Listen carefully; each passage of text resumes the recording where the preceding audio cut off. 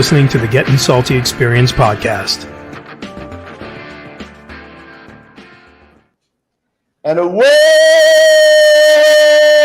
we go. Welcome back to the Gettin Salty Experience podcast. It's the only one that brings the Firehouse kitchen table to you. We got a live audience tonight. Isn't that cool? Oh, man. Yeah, by the looks of them, they're alive. Yeah, we got some guys out here from one. Where are they from? We're not saying. Oh, no. And they're not bad looking.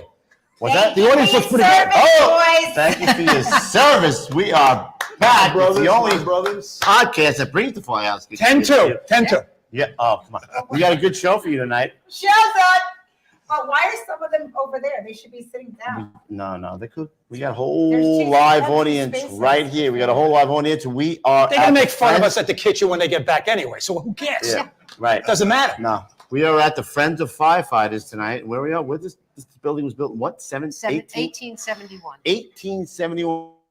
Used to house who?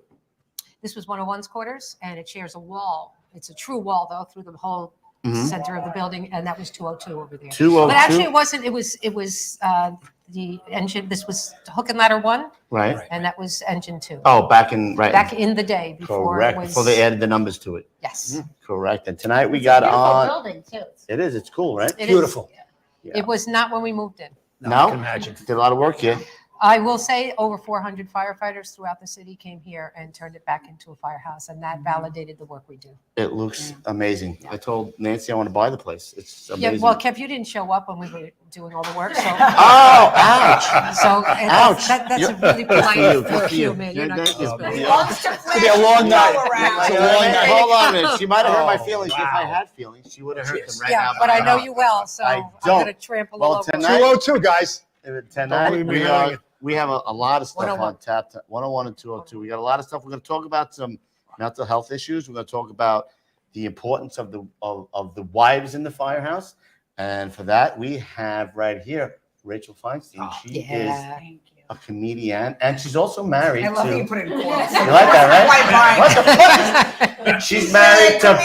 She's married She's to. abroad, but apparently She's she also tries a hand at comedy. She's abroad who stays at home, but her husband's a firefighter. So we got Captain Pete over here. Her husband's a captain on the J.O. Bizzle, bro. And we're going to talk about what it's like to be a wife of a firefighter. We got Mikey Milner, who he knows all about mental health, right? He's got his little folder right over there, bro. We're going to talk about mental health. We got Ron Zoni from the counseling unit. And we got my girl over here. Look at her, Nancy Carbone from Friends of... I'm just I don't have any saying. communicable diseases, bro. I don't know that's true. I don't know that's true, and that's not what they say. Well, So. From Friends of Firefighters, who are, they've done so much for the firefighters and the counseling unit, and it's just amazing. Thank you so much. We know each other for how long? Too long. It is too long. You had 20 enough? years, 21 years. You've had enough. Wow. No, I'm here. Oh, actually, you're here. I'm here at your place, right? We have a live audience too, which is something new. Kev, I have to say, I love what you're doing, and the fact that you are making time to talk about mental health is really important. So, it's an hats important off topic. to you. Yeah, it is. Yep, it is very important. Yeah.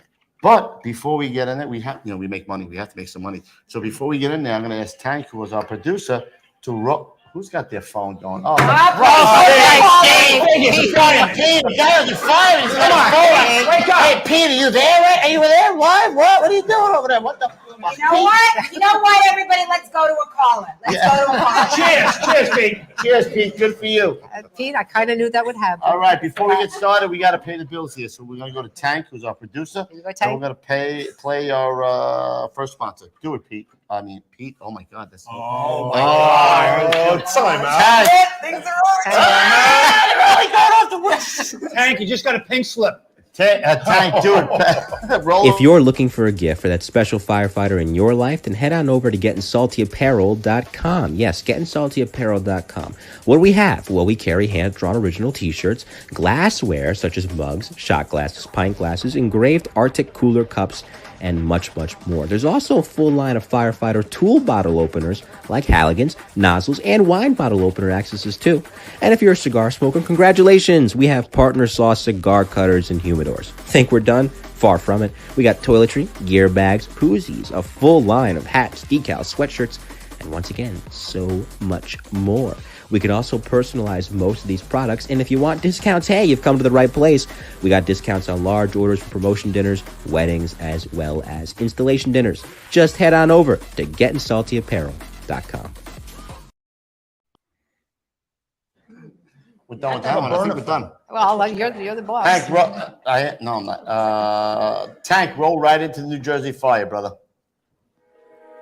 Established in 1930 and under the current ownership since 1987, the New Jersey Fire Equipment Company handles a complete line of fire department equipment and supplies. Headquartered in Greenbrook, the company operates full 3M Scott service facilities in Ridgefield Park and Toms River, staffed by 10 fully authorized Scott certified technicians with a fleet of 6 fully equipped service vans. All New Jersey Fire technicians and sales representatives are active or retired firefighters, officers or chief officers, career and volunteer. They understand the business and the importance of their work. New Jersey Fire has represented Scott since Earl Scott entered the SCBA business at the end of World War II. Among other leading manufacturers represented by New Jersey Fire are Globe and Firedex Turnout Gear, Mercedes Hose, Task Force Tips and Akron Brass, Hygenol, Firehooks, Arctic Compressors, MSA Carnes Helmets, ChemGuard Foam, Alkalite and Duo Safety Ladders, BA Face Shield Protectors, Truckman's Choice Saws, Grove's Gear Racks and Washer Dryers, Supervac Fans, RPI, Streamlight, and many others. A New Jersey incorporated and based company, sales and service are limited to the state of New Jersey. Find us now at www.njfe.com. That's www.njfe.com.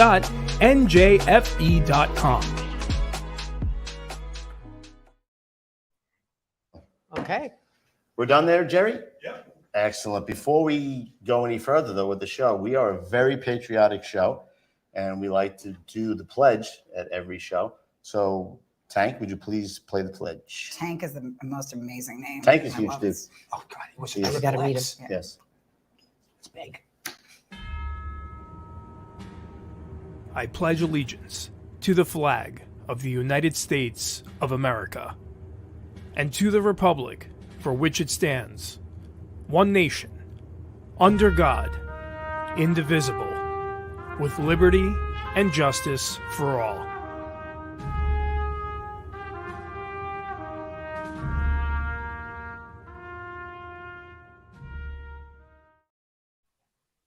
Guys, but seeing we have 2 Jewish members on the panel, it gets me overclamped. I don't know. It's always good to count your Jews. Yeah, well, listen, can we do a Jew count-off right now? There we go, a couple over there. Over there. Somebody over On here. the panel right here, we... Boy, do I have Jew stories. Oh, my goodness. We got Mikey. What was your name in the... What's the Jew tally again? Let's keep it They tight. called me Murray at Rescue 4. He was So, Murray, the phone the went off. Jericho Jew, also known as Mikey Milner. And we got my girl right here, Rachel Feinstein, who's Please finish your sentence. No, go ahead. She can't cook, though. I wanna She give can't you all cook. the- She How can't dare cook? you? How Oh, my dare God. Are you kidding me? I could fry a few things. You can? Yeah, the electric cord. What about a gefilte fish? You make a good gefilte fish? What? We have 2 Jews I love donating how- today. What? I love that you're also half a Jew, so I can't be that mad at you. But it was so No, I'm funny. not half a As Jew. soon I'm as- half a Oh, Jew. you're the He's half a Jew. Oh, What? As soon as I came in, he just kept telling me about like Jews he met in his life. I So- did. met me? Nah, Yes. that's a lie. Yeah, you just greeted me like this. You were just sitting at the table. I said This also happened to me once at family day. Pete, my husband, introduces me to some guy. He goes, I have a Jew neighbor once down the block. I'm like, he's telling me about every Jew he's ever met in his dumb life. you He's got to like, bring that up, right? He's like, yeah. I got a friend. And I had these. He definitely did a horn check when I first walked God. in. He just kind of grazed You go to the top of my when you head. go to the airport, they What's check. Take your hat off. What? They're looking for horns. You did a quick glance. You did a quick horn check. I did a quick horn check. Yeah, you know you did. I got to tell you, I love your husband. I'm not touching that one. He really is a good guy. I like Captain Pete. that he's sitting front and center. He's His right here legs in front couldn't of be us. more open. So he's doing the man spread right now. Yeah, he's like, watch your mouth, all right? That's my old lady right there, bro. Just Yeah. letting me know. He's like just shining his fist. All right, you can have your fun, but apparently they say you do comedy. I love these quotes. I want to always be brought up with air quotes. I want to know how you guys met. That's the first thing I want to know. Before we get into the mental health of it, and get serious, I want to know how you guys Maybe met. that is the mental That health is the part. problem. Maybe this, yeah. We were actually set up. So I heard Set up? What do you mean Yeah. set up? like we were set up by mutual friends. Right. And So here's what somebody say, like, listen, I got this really Jewish, nice girl that wants to meet you. No. He just like this. I'm Jew. I've got a cold. Actually, no, I was hanging out at steakhouses because this was a dark time in my life, and I heard. Steakhouses. Wait, no, let me finish. Not because I was hanging out. I was trying to meet somebody. I was on the road a lot doing stand up, and I heard that guys hang out at steakhouses. What guys? I don't know. I just heard that's how you meet a man. I don't think I realized how actively embarrassing that was. So I was like telling everybody. I'm like, I would do like a spot at the Comedy Cellar, and I'm like, I'm heading over to the steakhouse to find a man. And my friend was like, I would stop announcing that. Like, that's kind of dark. Yeah. I was just sort of like leering at strangers, like at Del Frisco's and stuff. It wasn't a good time, and my friend met me at the steakhouse, and she's married to a retired firefighter, and she's really hot, and she like is good to go like wing if you're trying to meet guys, you know. She just shows like a hostile amount of cleavage, and yeah, and she talks to everybody. So she met me at the bar, and then she was like, "Why don't I just find a fireman for you?"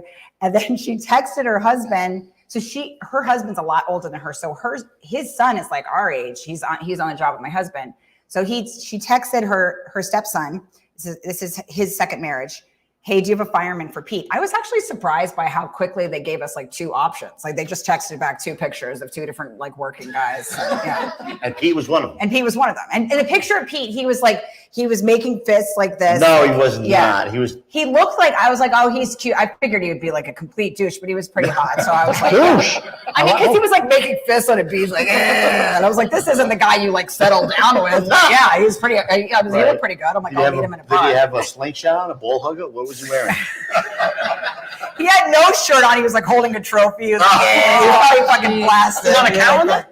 No, thank God. Yeah. Yeah, the calendar. There's something about a man posing on rocks that I'm not particularly attracted to. Wait a minute, time out. You're insulting me now Guy, because I was in the I'm calendar. sorry. Now you hurt my feelings. Very hot. Yeah, leap year. I'm just saying, 2013, if you want to check out the month of May, maybe you'll find me. I know it all.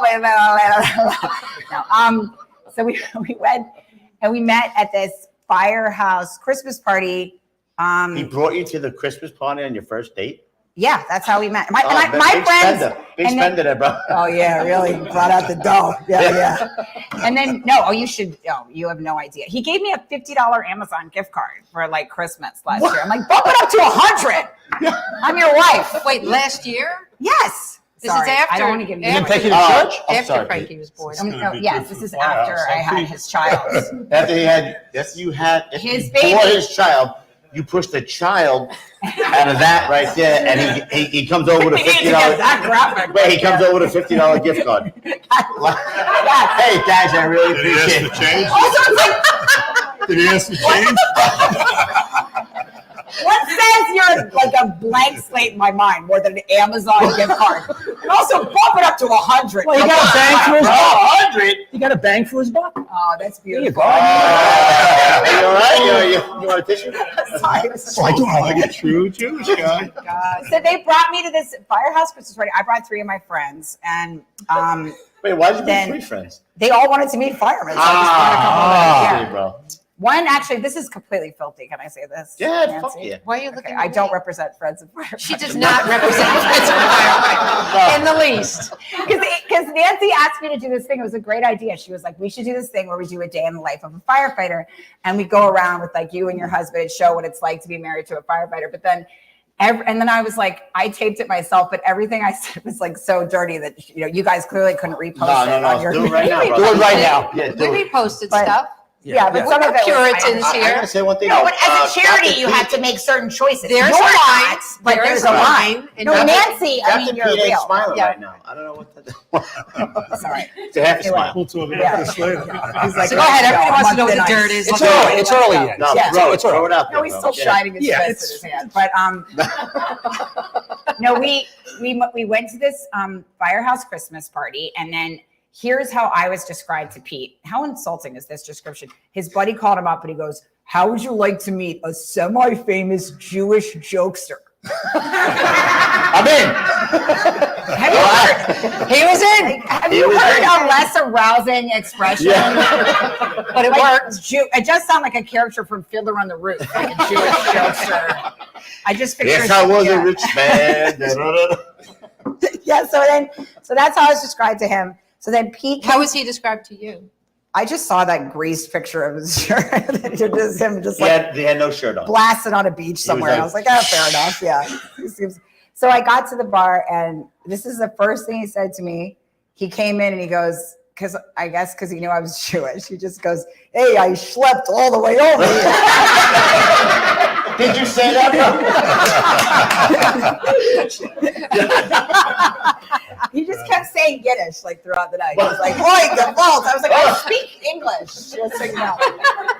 But yeah, that was the first. That was like probably the first interaction. And then I think one of my friends slept with the fireman that night, and then Whoa. No, I'm not going to say who it is, but anyway. So the next day, She'll tell me later. Actually, this is too. Never mind. I will circle back to this story. Was it a guy? So yeah, it was a guy. What's that? A guy. Slept with a guy. No. I didn't know. Okay. Also, I mean, that would be perfectly acceptable. It's like, wait a second, one man and another guy. Yeah. Well, we have bug rooms. You don't know. Yes, of course. No, it was a female friend. But anyway, it was a shit show of a night. But then, and at the end of the night, my friend was like, without getting too graphic, she was like, the next day she was pretty wasted, and she was like, "Can you try to find out the name of the guy that I'm talking about?" I don't remember his name. Nothing. I guess she wasn't screaming his name out, so. Yeah, so then the next day, and my friends were all calling Pete backdrafts, like. Nice, Pete. Nice. That's what they called him. And then on our second date that we went on, he was like, "Hey," and he's like, "Oi, gewalt, any interest in because any interest in going out for some artisanal pizza, And so we was like, my friends were just getting, they're comedians, so they were giving a lot of shit. So they called him back like artisanal backdraft because they're like, "It's pizza, it's not artisanal, whatever." So my friends were like asking me like, "What's going on with backdraft or whatever," and kind of like checking in and stuff like that. And I don't think any of them like really thought that we were going to get that serious or anything like that. But then I guess the second date, or maybe it was like it was pretty soon that he brought me back to his family and then, and introduced him to me. Second date? No, maybe not the second date. No, it was like a month, right? Third or fourth date. Yeah.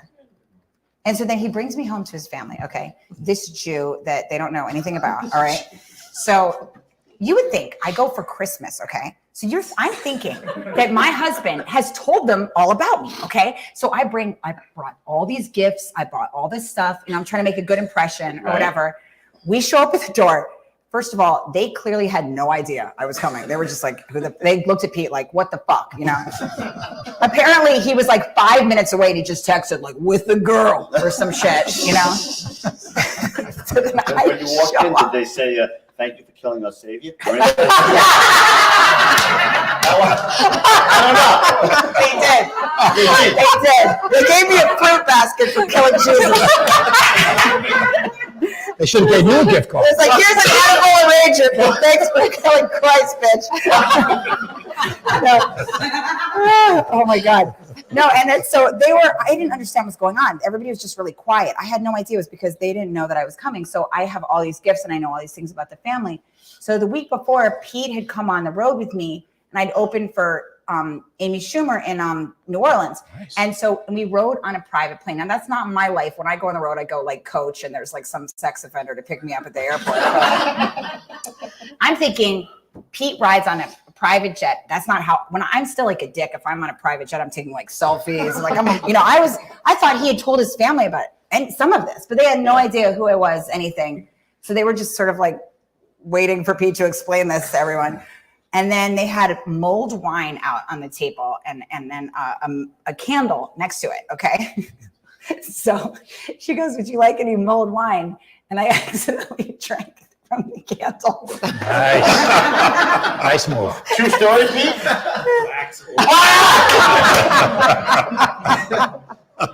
Oh, so that was my intro boy. to his family. As I was like so confused and uncomfortable because they had no idea why I was there that I just literally grabbed like literally a cup of wax and drank it, and the whole family just froze. Like Pete brings back this weird They're Jew like, and drinks. You're Jew. Should have known any better. Yeah, it wasn't the best intro, But now you have a little baby, right? You were saying? If you need me to defend her, I can. No, you're good. I'll take some of the heat. No, bro, you're okay. You got a friend, Rich. Well, let's talk about your little baby Frankie. We do. We have a little girl named Frankie. She's 2 years old. Yeah, she's like 2.5. She's very cute. I talk about this on stage, but she's at that age. I don't know if anybody has a toddler, but she's at the age where she just like empties out every room. Like she's looking for blow. Like she has 24 hours to leave the country. It's just, there's that age where they just ransack rooms. Right. So yeah, but it's kind of cool though. Yeah. Now we have a little kid, a little Colombian Irish Jew. That's a better mix than mine. It is? Right. Good luck. What's your mix? So she sells the coke for a good price, right? Oh, Pete, I also, wait, I don't know if I should say this. But Say sorry, it. okay. Do it. Also, the other thing I believe you mentioned on our first date was he goes, he kept, again, just kind of like you, like coming up with Jewish anecdotes that he thought he needed to like share with me. So he goes, yeah, we did meet some Jews once. Again, nobody asked about Jews. I was just like sitting with him at the bar. He's like, I did meet some Jews once in my neighborhood. They bought up a lot of the neighborhood, and I believe you went like this. With Like one of these? Like yes. what? He didn't do these though, right? Oh, jeez. Here's the Jews down the block. They bought up the neighborhood. They were throwing the cash out like it was nobody's business. No, but I will say this. Firefighters, some strange similarities with comedians, except obviously, we're the real heroes. But you're welcome. No, we're the narcissists.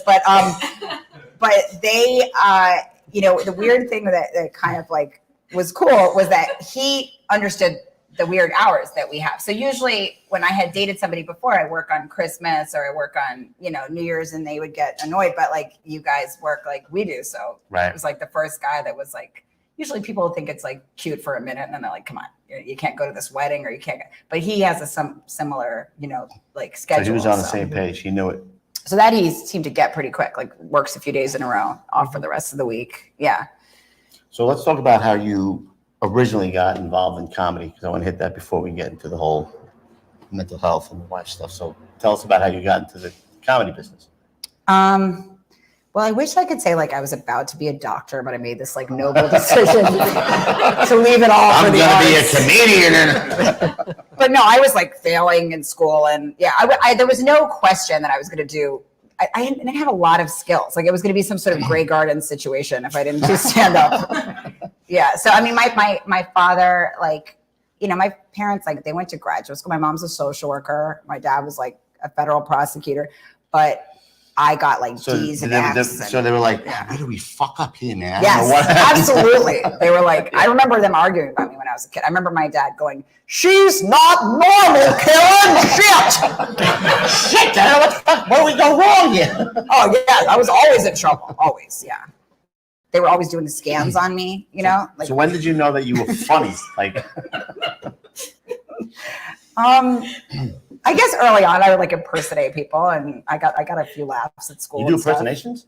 Like people in my life, yeah. Oh, yeah. not like less celebrities, but like my teachers and my parents and stuff. I would just talk some shit and get a laugh here and there, I guess. You're like, this is me. So you took I got some attention that way, but I also got in trouble a lot that way. It's just not being able to watch my goddamn mouth.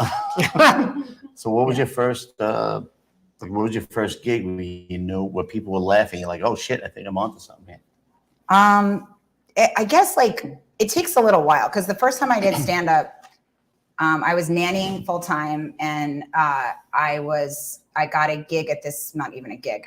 It was like this open mic at a bar on the Upper East Side that I heard caught fire after that. Actually, I think it burned down. But anyway, there was a bar on the Upper East Side. And I did like, a 7-minute spot. I met some comedian at the bar and I said I wanted to do stand up, and he agreed to put me up. And I went on stage, and I remember thinking that I really was killing and doing great. But I don't think that, and I had like 4 Jack and Cokes, and which is like, nice. I have like a Prosecco usually. Like, so I was wasted because I was terrified to do stand up. So I went on, did a few minutes. I was told later that the microphone wasn't even pointed at my mouth. It was just like sitting like that in front of my face, just like pointed north somehow. So completely obstructing my face. And I was just rambling on about God knows what. Nobody could hear me because I wasn't being properly mic'd. I don't think so. No. I don't think they were. No, it takes a while. You bomb a lot, you know, like you bomb a lot in the beginning. It's rough. Yeah, no doubt. I don't think I realized that I bombed. Like, I think I got off stage, like waiting for the compliments to kind of roll in. And then I was like, oh wait. And they were like, yeah, you did like 20 minutes over and the microphone was in front of your face the entire time like this. So I think I was like the last to that party. So when did you realize, like, I'm pretty funny? Like this might be something I can do for a living. I guess probably the first time that I realized I could maybe make a living at it, I was a bartender and, you know, I worked at all kinds of other jobs, was maybe I got on this reality show, Last Comic Standing, and I made it to the top like 10 in that reality show. So as I was going through that process, I was like, oh, wait, if I could, it suddenly occurred to me, like I could like maybe quit my day job soon. And I think I made it to like number 7. I was the last broad. Last broad there. And then they did a tour. So I was opening for a lot of guys on the road, a lot of, but you know, you can't make a living opening. So I was like featuring for a lot of great comics and stuff, but it was like, I would be babysitting during the week or bartending and then going on the road on the weekends. And you barely, a lot of times when you're on the road, you barely scrape by to even pay for your own flight, your own hotel. Right. And so then when I got on Last Comic Standing, then I started headlining. And I don't know if it's like the same at the firehouse. Look at me trying to make all these dumb analogies. You're like, no, bitch, it's not the same at all. But we had to do like an hour. We had to do an hour when we headline. And I didn't have an hour. So you just bullshit, you know, like you're up there and I'm waiting. There's a light that tells us we have a few minutes to wrap up. And I remember just praying for that light. Now I see the light and I'm like, fuck, you know, fuck your light. I'm going to do 5 more minutes. But it used to be, I'd be like, I just want to see that light because I didn't have an hour. But, you know, I got enough attention off doing, or enough like people saw me from doing that show because it was on NBC at that time. A lot of people watch NBC. And so I was like headlining, my name's outside, but I was just trying to, you know, I was peddling at the end. Like, I didn't know what I was going to talk about. So, but it got me by, you know, I'm sure like it made me slowly begin to develop a headlining set because I had to. And you said you were on Jimmy Kimmel twice, right? Jimmy Fallon, do your goddamn research, all right? No, Fallon, who cares? Yeah, Fallon. So you were on there twice, right? Mm-hmm. And how'd you do on there? I don't know. Cap, how do you think I did? You were there for one? Yeah, why weren't you the other one, actually? She killed it? Yeah, it was great. She did. She killed Good it. answer. Good answer. Good answer, bro.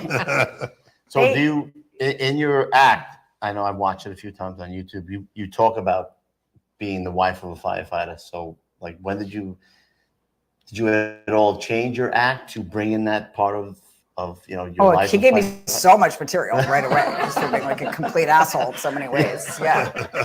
I mean, you know, a good man, but also it's not a good idea. I mean, I talk about this on stage, like, it's not necessarily helpful if your husband has like man sleepovers for half the week like that. He doesn't like come back with like great ideas or anything. Yeah, that's not what they talk about at the kitchen table, is how I could be more sensitive with my wife. Yeah. Yeah. So, but it did give me a lot of material fast. Yeah. So I don't thank you for that. But yeah, it did for sure. Yeah. Yeah. So we wanted to talk about being the wife of a firefighter. And I always said, I came from a family where 2 of my brothers were firefighters. My father was a firefighter. And I would see my mother a lot of times, you know, doing most of the work because my father wasn't there. You know, so I want to explore a little bit about that aspect of, you know, being the wife of a firefighter, because, you know, not only did we have our family, but we had to share my father with the other family, which was the fire department. You know, that was a big piece of who he was. So, I mean, how do you feel about that as far as... Oh, forget it. Yeah. And then he comes home with like conspiracy theories and shit. Yeah. I talked about that in my hour too, but it'd be like, Vinny says they legit never went to the moon. I'm like, don't believe anything Vinny has ever said. Vinny's an He's asshole, a deep bro. moron with no information. Yeah. Oh, and then one time he gives me flowers. First Valentine's Day we spent together, and there's a note inside. It didn't say I love you yet, but there's a note inside that says, Flowers. Fastest way to say I love you, sides fucking. And then Is that true, bro? He says a guy in He's the a firehouse. poet, But bro. yeah. He says, Did you get that from somebody in the firehouse, bro? Hey, let me put write in the this down. flowers. Yeah, some other guy at the firehouse like Yeah, he's stuck like, that I'll in. write this in there, bro. Give up, don't Yeah. give up your sources. Yes. Yeah. Don't give up your sources. Yeah, but I mean, it's not always helpful. Or if we need something done in our house, it's never like a certified worker. It's always like Anthony after he does 724s, is going to come. Now they're a personal plumber all of a sudden. I'm like, oh, great, sounds fun. Very true. Yeah. But how do you feel about the part where, like, all right, you have your family, right? I didn't realize this. Sorry, can I say one more thing? Yeah, go, bro. You can steer me correctly, but I also didn't realize is how so many firefighters have second jobs, like, which is fucked up, right? You guys have to have second jobs, but also it's like kind of hilarious. And because Pete's second job was he's a notary republic. Wait, he's like this. Hold on a minute. Next. That would be $2.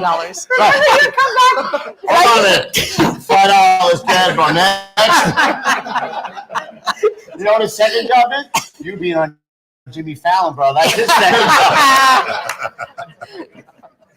Yeah, you're not wrong. That's why he's smiling over there right now, bro. He's like, yeah, I'll take it. Fine. Yeah, I'll tell you, it's fire. He did get our house with Bitcoin though, but maybe I'll get the next house if I play my cards right. Yeah. Yeah, he's always like, there's always some fireman coming by to like buy Ethereum for my husband. I don't understand why he has to come by to buy it, but for some reason, yeah.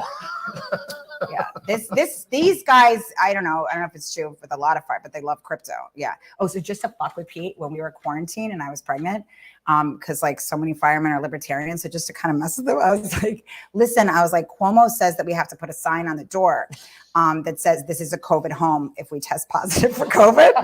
Because we all had COVID in quarantine. So it's like, he's like, I'm not putting a fucking sign on the door. Because he says we got to announce we have COVID. Like, fuck. I was like, we have to put it in just a small siren. Because I'm sorry. It made no sense. I just kept saying, because Cuomo said we have to. He's like, I'm not putting a siren on a damn door. Completely infuriated him. But I was like, I'm sorry, but Cuomo says we got to. They're going to drop it off the contact tracers. They're going to call you if you. We heard you had COVID. Yeah, but yeah, no, sorry. To answer your question more seriously, sorry, you're gonna have to like constantly just tell me That's what okay, I should bro. be. We're right. Yeah, We're I good. need to help being steered a little bit All right. because I will just be an animal. But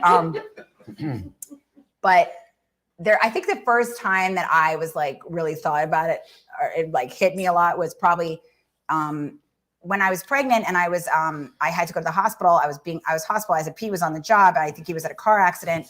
And so I think before that, it was kind of like all fun and games for me. Like I was just, like I love to just mention that my husband's a fireman. I was like, yeah, the firemen it's like just a fun thing to they get a lot of attention.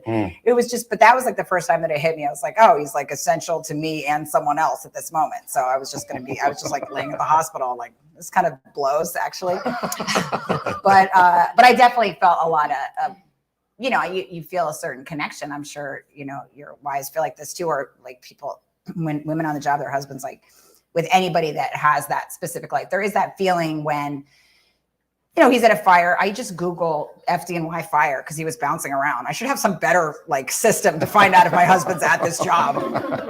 But I remember one day, just like, because he always FaceTimes Frankie in the morning, my daughter, and I was like, he's not FaceTiming us. I just kept Googling FDNY fire because I didn't remember because he was bouncing, like which house he was at. So then I called his friend. Then I find there's this big job in Brooklyn. So then I see he's at that job. So there's just these little moments where you're like, oh, this is hard. Yeah, for sure. Yeah. And I don't think I'm like really, I'm not somebody that really panics, but it's not like a soothing thing to know your husband's in an active, and that was a pretty bad fire too. So yeah. Right.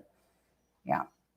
Yeah. I know that when my father was, working, my mother ran everything. Like she was in charge of everything. And I know that when my father was working, we'd be very happy because we would have to sit there and watch Channel 13 fucking Nova all night. Jacques Cousteau. We could watch the channels that were on. But the whole thing that I'm saying is like people don't realize how much the wives sacrifice because, he's at a firehouse, but you have to go to the Christmas party. You have to, well, you met him at the Christmas party. That's all, Yeah. But the Christmas party, all the other events that you have to go to, you have to share your husband with another family, which is the FDNY. Yeah. So where we wanted to bring it in is that when we talk about mental health, I think sometimes maybe the wives can see before other people when something's not right, and we talk about PTSD and all the other stuff that comes with it, right, Mike? And maybe if we educate the wives on what to look for, maybe they can pick it up before the guys in the firehouse, because the guys in the firehouse, although we're at the kitchen table and we love the guys, sometimes we're oblivious because we're thinking about 15 Yeah, I definitely wouldn't like count on like Dino at the firehouse. Hey, maybe we Sometimes should it talk might- about your feelings a little bit. might be up to the wives to see those signs and say, hey, maybe we need to fucking get you in to talk to somebody. Yeah.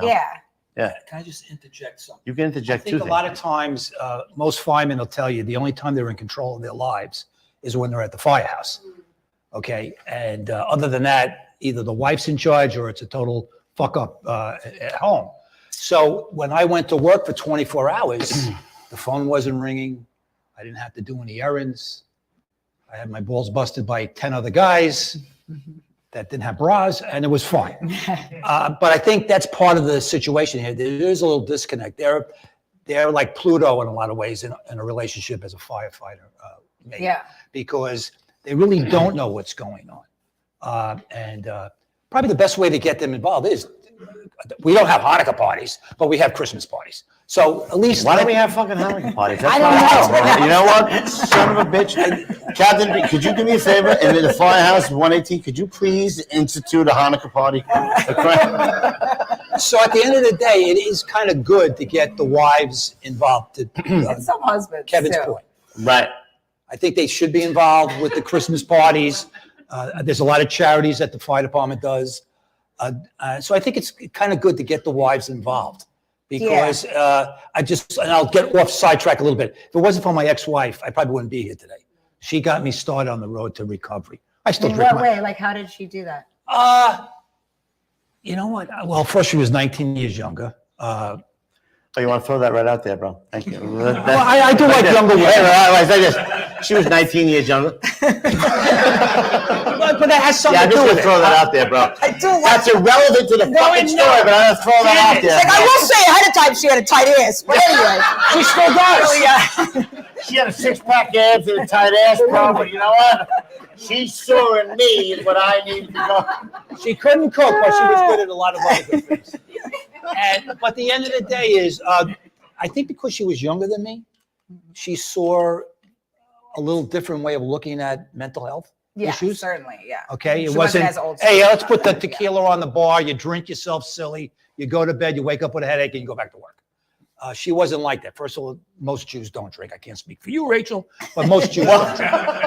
So Just have like a buzzer. I don't know where it comes from. Don't look at me. no, they don't. No, who said that? Rachel's like, fuck you, I drink, bro. Here you go. They usually, tell me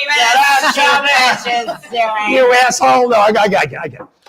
So I think she had a little better perception of more of an updated view of mental health, which I didn't have, my colleagues didn't have, the job didn't have at the time until after 9/11. So she got me to go to a couple of different therapists, and we were talking earlier, the four of us, and five of us, excuse me, 1, 2, 3, 4, 5. Okay, 5. The fact that, how should I explain it? Oh God, let me think for a second. Take your time. We'll have. No, we don't have. I know. Okay, no, we have. I just think that you got to realize when you have a mental health issue, there's no cure-all. Okay, it doesn't happen overnight. It could take months. It could take years. And I went through a succession of different therapists with my ex introducing me to some, because she was taking some therapy herself, not for me, but just in general. And so at the end of the day, the idea that there's a quick access to a complete, secure, safe environment to get yourself wholly better, I don't know if it even exists. The goal is, if you have the wives involved, like we were talking about, you need that support group. Besides just the guys, because guys you just tell you, hey, Mike, you're a great guy, and behind you they're going like he's an asshole. So you don't want that as your answer. You in the car, bro. I saw that. I have a mirror. You do. So at the end of the day, you don't want to listen to the guys at the kitchen firehouse because they're going to give you what you Wait a want minute, to hear. Mike. There are Okay. sometimes the guys who have been through it. Yes, can like yourself, give 3 you- times. What's that? How many times you've been married? I'm sorry. What? How many times you've been married? 3. Oh, okay. So 3. He's a 3-time loser. Wait. I just proved my point. What is that? That's the guy. Mike. 3 times the charm, bro. Can I say something? You can say something. Go ahead. So there's a couple things here. Yeah, that's I'm going to try to sift through the Say bullshit.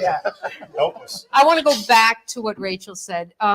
You see the wives as the ones that can bring their husbands, and keep in mind that there are a lot of women firefighters and hopefully going to be more down the road. So you want to bring your spouse into counseling. Yes. But Rachel described hunting down where her husband was the night she heard there was a big fire. So let's just hold that thought for a second. Yeah.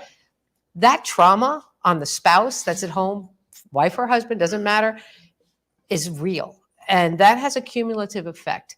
And when they're not knowing where their spouse is, and they know that they're hearing Maydays and the TV sucks and they're turning everything into something that is horrific, whether it is or not, sometimes it is, as we all know, they think that their spouse is dead. And it doesn't just happen once. So the wives need the help. Okay. Now going over to the other, you say the wives are the ones that could bring their spouses in, or the spouse can bring in whichever the gender, it doesn't matter. You're right. But then again, you have to remember that it isn't always a match the first time. Don't give up. It's almost like dating. The chemistry has to be right Correct. with the therapist. And if it's not right, don't give up. There will be Right, and that's somebody what I was that trying to can, explain, it yes. will resonate with you. But please, let's not forget that the people that are at home are oftentimes traumatized by what they know is going on out there. They haven't seen their spouse in 24 hours at least, right? They know that there's a big job that's all over the media. The media has a way of turning everything into a real shit show. Sometimes it is a real shit show. I'll give you an example and I'll back you up on your point. Thank you. On Father's Day, I was blown out of the building. Okay. I was a volley at the time. My ex-wife called the volley house because there was no one at the firehouse in the city. And to your point, someone said, I think he's dead, meaning me. So to your point again, my wife got into a cycle herself that there was a threat to her as a woman. Where is my spouse? She still loved me at the time, so that was a plus. And so at the end of the day, your point is correct. But what I was trying to say is that, at least in my case, my ex-wife saved my ass. And to this day, when I talk about it, I admire my ex-wife. Oh, you still love her? No, yeah, I still love my wife in a way. But at the end of the day, my ex-wife saved my ass. I mean, I can't tell you enough how much that means to me that I had that woman help me get on a path of recovery. And it's like you said, not every husband or wife has that opportunity or that relationship to get that accomplished. I did. I'm very lucky. Yeah. So that's my story. Did you get I to think hit it's the also guy like- that told your wife that? Did you get to hit him? Because that is It the was me. shittiest thing. Was it you? You fucking asshole. No, that is something. It's incredulous that somebody would say to That's your so many- spouse they- I wanted they to did. they think he's dead. I don't think they did it to hurt her feelings. You know, I think it was ignorance, Mike. maybe ignorance. Okay. Because I Probably got to. just blurted it out. Nah, you know. Yeah. I had And they the may have same- caught him on not on the fire floor, but certainly at the No. scene or something. So I they had the probably same panicked exact thing happen themselves. to me. My ex-wife went to the firehouse when she found out there was a fire down there and there was somebody hanging out outside.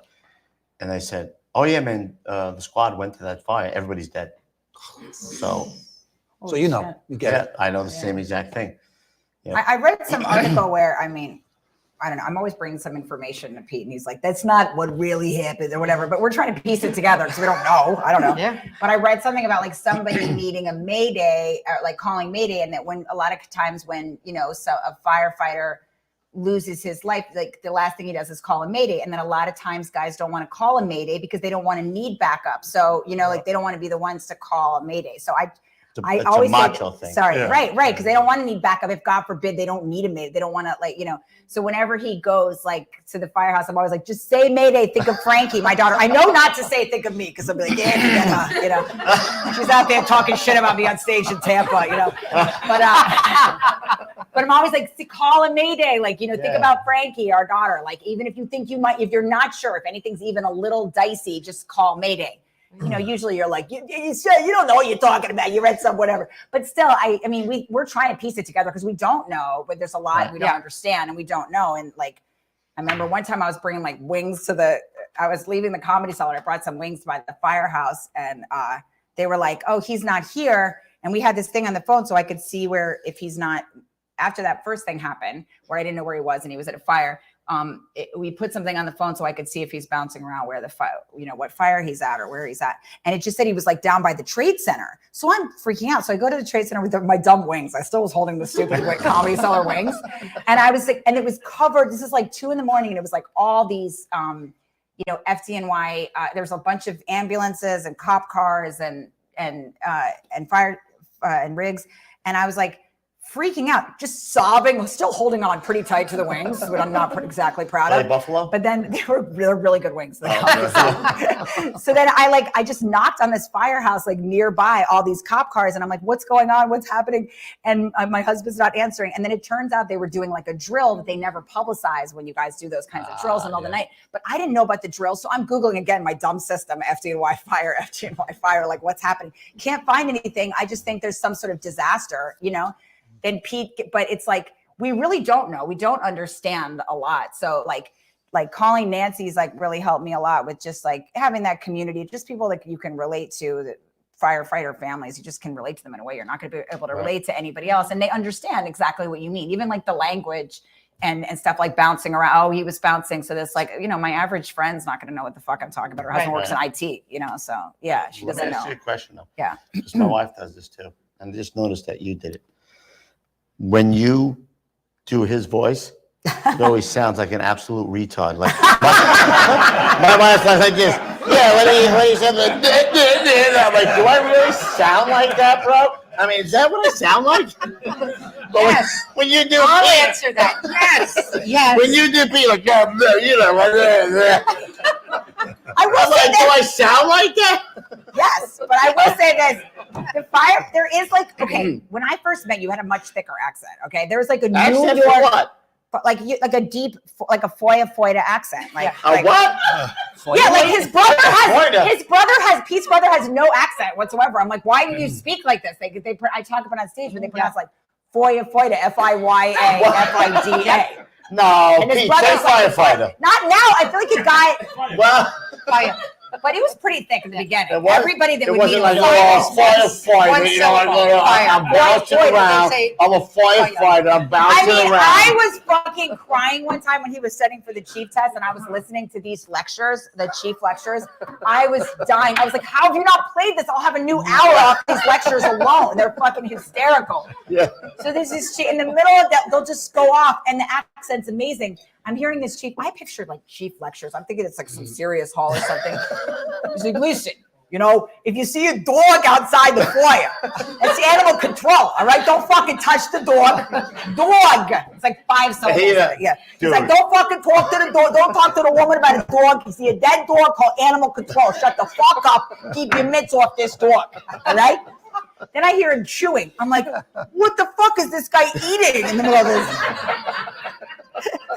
He's like, oh yeah, usually he has cannolis. I'm like, this is incredible. I was like, you couldn't write something more ludicrous. That's a wife thing, because my wife, I can hear my wife talking to her brothers, and she's talking saying things that I said, but I sound like an absolute asshole. I'm like, he went and he said, I'm like, do I fucking sound like that, bro? I do just the opposite at home. I make fun of my wife, and she's like, I don't sound like that. Also, whoever the mayor is, somehow it's my fault, whatever the latest thing. Exactly. Because of your boy, apparently I'm not allowed to call him. I'll call his mansion anymore, or whatever. It's always some shit. Oh, apparently I can't say horn is fire. I'm like, what the fuck do I have to do with how they name code for the fire department? It's always my boy. It's like, because of your boy. Is that your boy? I don't know. Is that your boy? Whoever the mayor is, they're always my boy somehow. I guess you probably Is that her boy, bro? She voted for him, right, bro? Yeah, I she did. definitely can't say this, so definitely bleep it out. But like, that nobody liked De Blasio. No, he's not my boy. Yeah, No, that's your but boy, do bro. take that out because I don't want to get him in trouble if he climbs the Who? ranks or something. My husband. I don't know. I shouldn't get Oh, too your specific. husband or Yeah. De Blasio? I know who you're talking No, but yeah, everything. Please cut this out. But everything you do. Oh, apparently your boy De Blasio. I'm like, I don't like De Blasio. Fuck you. Yeah. And we're Apparently, I'm live. not allowed to. I have to have By the five way, we're names on live. every fucking bathroom. Oh, we are live. We're live. We are. Great. Yeah. Oh, we are live? Yeah. Yeah. Okay. Good idea. Too late.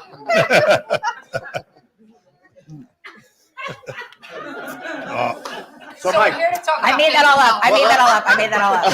Good segue. there Good we go. segue. let's talk about mental health. Let's do that. Wait, just please do cut it out of the edit because I don't want to get in trouble. It's not happening. Yeah, Too late. It's live. Say it again. Oh, damn it. All right. So we're talking about mental health. A voice of reason. I actually, a voice of reason. God help us if it's me. I think what's really important is that Is to tell a comedian if they're live. Definitely important. the people on this dais should know that it's live before Oh, they you knew it say was live. something. Come on, stop it. No, I did not. Yes, you did. Yeah, you Maybe. did. You know, that we're laughing, and I'm so glad Rachel's here because Rachel brings levity to every room she's in, and she's a dear friend of mine, and she actually got me to do, what the fuck was that? A bike Soul thing? cycle. Soul cycle. What? What the hell is that? Soul cycle. Soul went for a cycle? spin Soul class together. cycle. What the hell's a soul cycle, bro? It's where the bike seat is in your throat after Oh, like 20 man. minutes. Nancy looks good. She did well. You got through that whole class. You were incredible. I was crying. It was dark. I was crying. She didn't know I was crying. I was crying. Really? Wow. And I was thinking, I have to impress her. I have to impress her. I was ready to die, and my ass hurt like you would not believe for a long time. But I did tell her, oh, I'll do that again, and I will. But just because I love her, I actually hated it, but I had so much fun with her. I think what's really important is that there are real situations out there that challenge people, whether it is the spouse at home or is it a person on the fire floor. There's challenges and they're very real. And only recently are they starting to look at how it impacts the lives, and not just the lives of the firefighter on the floor, but also the family. And it's the children. The children react, and you'll see it in them. Sometimes it's with eating disorders. Sometimes it's with just failing in school. Sometimes it's, drug abuse, or just starting to be reactive in the family and acting differently than they used to. And Frankie's young, and I know you guys are wonderful, so you're on top of this. But it is something to keep an eye on, because the entire family is impacted by this job. And the job is impacted by not just fire, not just the lithium batteries, right? It is the politics too. So, and I don't want to get too deep into it, but I do want to say that makes the job a little bit more difficult if you do or do not have faith in who's leading you. And I think what is really, really hard is mental health. When I started Friends of Firefighters, it was always over 20 years ago. And come on. For 20 years? Can I just say one Yeah. thing? I co-hosted The View once with De Blasio, and he was really nice to me. Okay, so I was a guest co-host of The View. Too late. Sorry, De Rachel, Blasio. Too late. You Too can't- little, you- too yeah, late. You can't put it back in the bag. Blasio heard Yes, that. got back in the bottle, bro. His wife was nice too. So Oh, that's great. She's really You trying. didn't But- do one of these with his wife, did you? Take a look. But trying to bring some levity to this. Yeah, do it. And I just want to say to Mike, back in the day, I certainly in 2001, the idea of mental health, you're not going to tell the firefighters that they need help. You're basically calling them weak. If they went for counseling at that time, it was because they got nailed. They were either drinking or the drugs or whatever. And if you had to go for help, I don't want you on my crew. You're not in my group. You're a threat. And that goes back to the Mayday that you were talking about. The Mayday isn't just, I'm going to look like can I say pussy? If I call You Mayday, just said it, didn't you? I did. But Can I say? that made me feel so much better. There you go. What I think it is, and correct me, please, Pete, I'm looking to you. Oh, hello, And Captain Mike, Kev, I'm not looking at you. I But am the other Captain too. two, Hi, I'm Ronnie. hi, Ron. Oh, that's fun. Nice to meet you. The Mayday endangers the other guys' lives. If you're going to bring them in and it's a Mayday, you have to think, am I going to be hurting somebody else? If they're going to come to me to save my life, am I endangering them? If you're in a situation where you have to give a Mayday, you should. And at that point, you're the most important part of that evolution. Because now we have a radio transmission, or nowadays they have a button they push and it activates a Mayday signal. Once that goes off, the important thing is to get to that member who's in need. You know? So as a firefighter, you always hear guys say, I should have gave that signal, but I didn't. If you think you should be giving that signal, you got to give the signal. Because I'd rather get the cavalry coming and then get out of there okay, instead of delay giving that signal, and now you're playing catch up and you're way behind the 8 ball.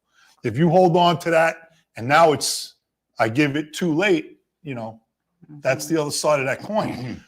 And the guys that the firefighters that are on that fire ground, when that Mayday goes off, they're not worrying about themselves.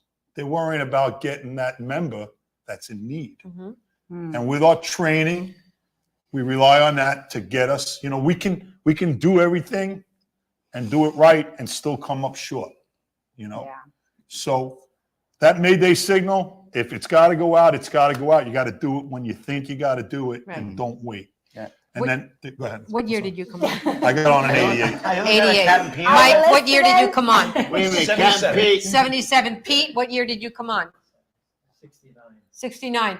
When you came on, Hey, calling Pete. a Mayday. Hey, Pete, I just want to let you know, I don't make you feel old, but I was only 1 year old when you got it. I don't want to make Joe, but Shut up. seriously, Well- what you Shut brought up up, what you brought up is really important. But also the other thing about what Nancy was saying is like, you know, you guys were talking about the wives, the skirts. I like that. The skirt, like, only the wives. A few husbands too. But anyway, the wives, you know, with the skirts. We got to teach the skirts to, you know, reach out. But no, but seriously though. No, but seriously, they're going to listen when you say that. My husband is going to listen in a way that he won't to me, because you know, because you've been through it. And I feel like the same thing is true with mental health. It's like, you know, any person can tell their spouse that because I do feel like the whole family lives with whatever the trauma these guys go through on the job, and they all hold that all and have to sort through it with them. That's why what Nancy's doing is so like important and incredible, to give all these lovely free services. But I do think that hearing from the other guys is so important. The other firefighters that you're working with, like, and I do think that's changing. No, somebody's probably not going to bring it up at the fire, like when they're sitting around the table with all the guys. But I feel like it's becoming more like much more accepted and crucial. So what you guys are doing and like talking about it, and I hope that it keeps changing so that all these guys, so they can be better, like, you know, fathers and husbands, and just deal with all that they see themselves.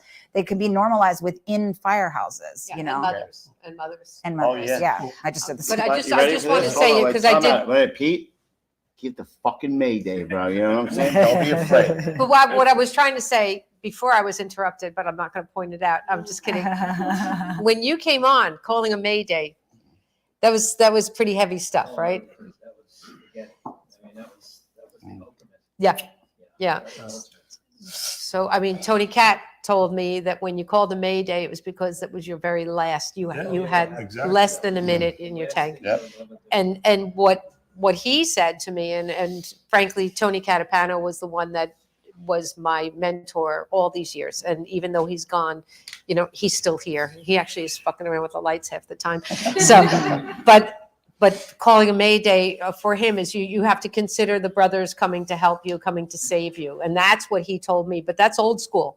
And today they're saying, and I remember when it changed, because there was a probie, and this was about maybe 10 years ago, although I have a warped sense of time and COVID didn't help, where a probie in Staten Island called a Mayday. And it was the best thing he could have done. He was just out of school, and it was kind of like a lesson to everybody else, because if he had not called it, he'd be dead. Yeah. There's no question. So that was a turnaround point, I think, where they started saying, call the Mayday. You know, if you had a way out and you didn't see it, but at least you called the Mayday. It isn't seen as it was when you came on the job, Peter, earlier on. What you said just then there about if I have to give a Mayday signal, like the old school guys, they're concerned about the brothers or the firefighters that are going to respond to help them. Me personally, I don't think that would ever come into play, you know, because, and all of us that are on the fire ground, if you hear a Mayday, you know, they're going to have to put an anchor around me and tie me to the floor to stop me from getting to where I have to help. So I don't know, but to hear an older gentleman that you mentioned had said that when you give a Mayday, you have to concern yourself with, you're putting the other firefighters at risk because they have to come into that environment to try to get you out. Right, but keep in mind, he wasn't saying prevented it, don't do it. Right. He was saying weigh it carefully because you are going to impact other people. So that he In didn't that say don't do respect- it. In that respect, Yeah. then of course. Yeah. But if you're giving a Mayday, like we Oh, just you're up said, against it. we're moments away from our last breath. Yep. You can't. Ego goes out the door, bro. If you're in trouble, give Absolutely. the Mayday. Yeah. 100%. But would you say that that's a relatively, being 10 to 15 years, I bet that's a new way of looking at it? Or no? 10 to 15 years. I know when I was at the Father's Day fire, I gave the Mayday when we fell into the basement, and I had no problem giving the Mayday. If you're in trouble, give the Mayday. You want the brothers coming to get you. Yeah. Manliness and that macho-ness it's goes out the out the window. fucking You door, need help, bro. you need You help. need help. You Yeah. need help. That's it. So I Yeah, have and it's a also warp it's a brave sense. decision. It's a Yes, strong that's decision. what I was just make gonna that- say. Yeah, to make That that is call. manly. That is It is the manly, hard. yeah. It's harder than no doubt. doing it alone. Is to ask for help. Let's also Yeah. remember that the Mayday doesn't guarantee you're going to come out alive. No. No. Not at all. I've been Brian involved Fahey with about gave the Mayday 5. multiple times. I gave 2 Maydays myself in my career. It doesn't guarantee anything, but it's better to give it than not. Right. When my first Mayday, my lieutenant gave the Mayday, I was trained to repeat it because you don't know if the radio is going to work properly, or they didn't hear you, a lot of radio chatter when there's a bad fire going on. So I gave the Mayday a second time. He died, I survived. It is what it is. But better to give it. I was with the Vinnie Fowler when he gave the Mayday. You worked at that job? And then, of course, at the Father's Day fire, I was a rescue for, and Brian Fahey gave a Mayday. It's very sobering when you hear it, okay? It puts you in a different mind frame, okay? And to Ron's point, sometimes that's a good thing. He wants to, you can't throttle him from going in. It's urgent. But it's not necessarily the Makes right thing to do, urgency. It's got to okay? get done. And I think sometimes with the Maydays, there's a lot of over communication and everything goes through the roof, chatter that you shouldn't be hearing, people doing things that they shouldn't be doing. They're leaving their position to go save a guy. You shouldn't be doing that. You should be using your RIT team or your FAST team. Still got a job to do.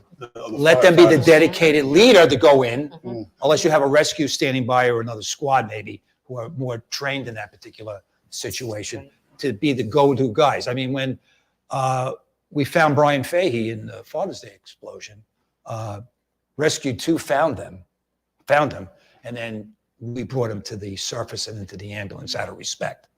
But we used a clean pair of hands, clear heads, and that's a kind of a key on a Mayday. You want clear thinking individuals to go for the rescue, because when you hear it's your friend, you're not thinking properly.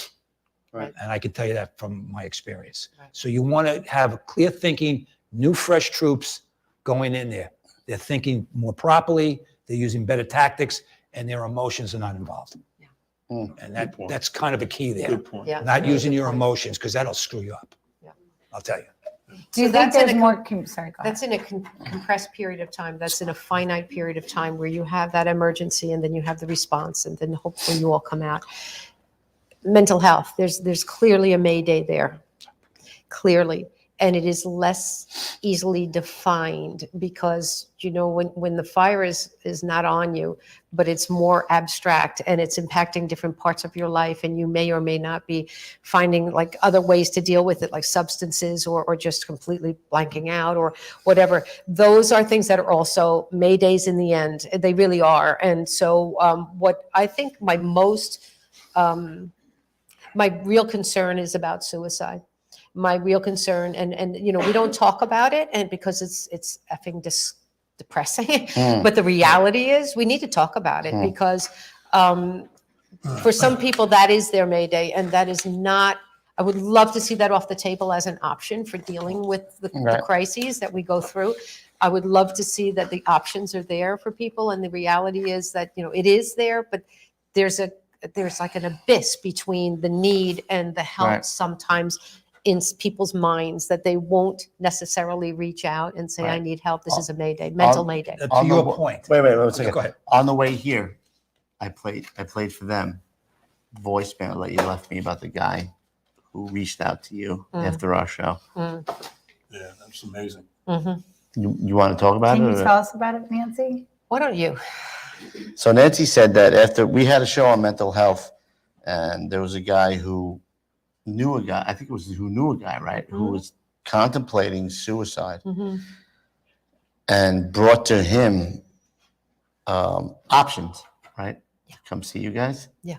And they brought to him an option of coming to see them at Friends of Firefighters, and he did.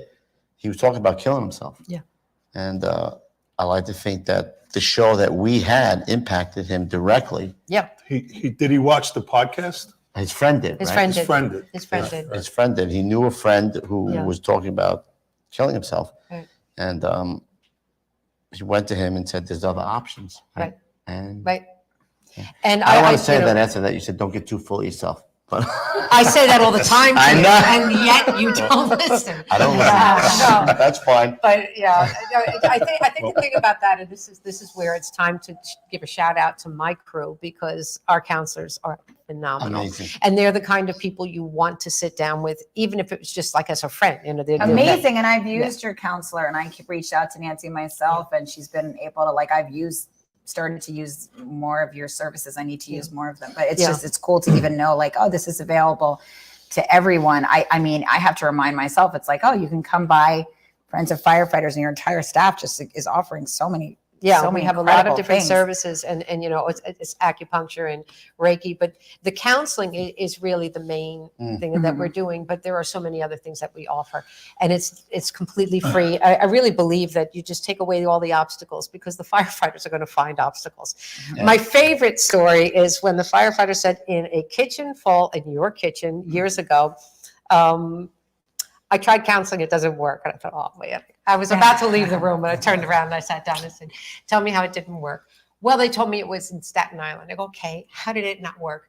They told me it was out Mount Maressa. Okay, I couldn't find it. I go, okay, but you found it, right? Yeah, I found it. I said, okay, what happened? And I'm thinking something happened in the room, right? So they got offended or something. And I'm thinking, well, let's talk about chemistry and how it doesn't work sometimes. No, he couldn't find the room. That's so hilarious. Counseling doesn't work. And I Because he just got said, his- guys, his because all these ways don't guys work, in the that's kitchen amazing. were listening to the senior guy saying, it doesn't work. If it doesn't work, it doesn't work. He never made it in the door. It was GPS? That's fucking hilarious. It was GPS. pre-GPS. It was What kind of search was he pre-GPS. doing, bro? He couldn't find the room. He's in the engine. He's in the engine. Did I say, wait, Find the room. Wow.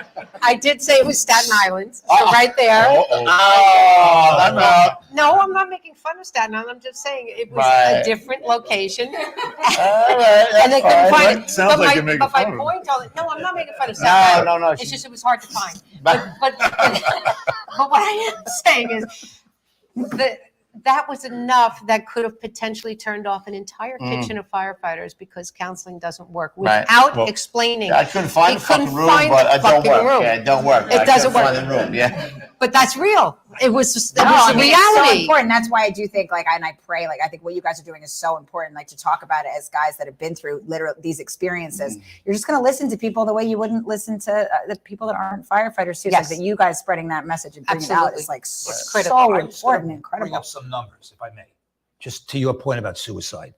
50% think of it, the latest studies. Over 20% make plans, and 20% basically end their lives. So it is a troubling number. And unfortunately, other than the FDNY, maybe Chicago, Baltimore, I know Michigan is starting a program for mental health. Most people fall through the cracks. Yeah. Okay. And I was speaking to Nancy earlier. The big city departments have the money, they have the experience, they have the ability to make peer counselors and build up a counseling program. But my main concern, if I may tonight, for a little second or so, is the volunteer fire service doesn't have that option. Usually when you work, you do a 24, you do a 48, depends on where you work in the country. They're observing you. You go to the kitchen like we are here tonight and you're chatting and having fun, but someone's watching you.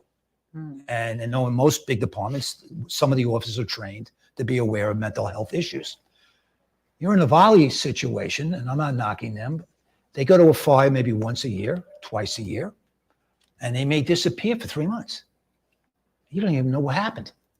Did they kick the dog? Did they drink too much? Did they start taking fentanyl? We don't know. So I think part of the night's programming is to let the volleys that are listening tonight realize that got to get yourself in gear, whether it's on a state level or local level, or maybe getting a university or college involved. You need to get a program started sooner than later. Also, I don't think people know always like that. I don't think a lot of people that aren't, you know, in a firefighter family know that it like, or think about it in terms of all the other stuff that everybody sees. And it's not just going into fires. That's only one aspect of the job. There's all the overdoses and just all the really like, the suicides as well. You know, like they're the guys that are often walking in, somebody that just hung them, or God knows, all kinds of, and there really isn't anybody that doesn't need mental health after they see that kind of stuff. It's a cumulative effect. You know, what we see over the years, it's a cumulative effect on our mind.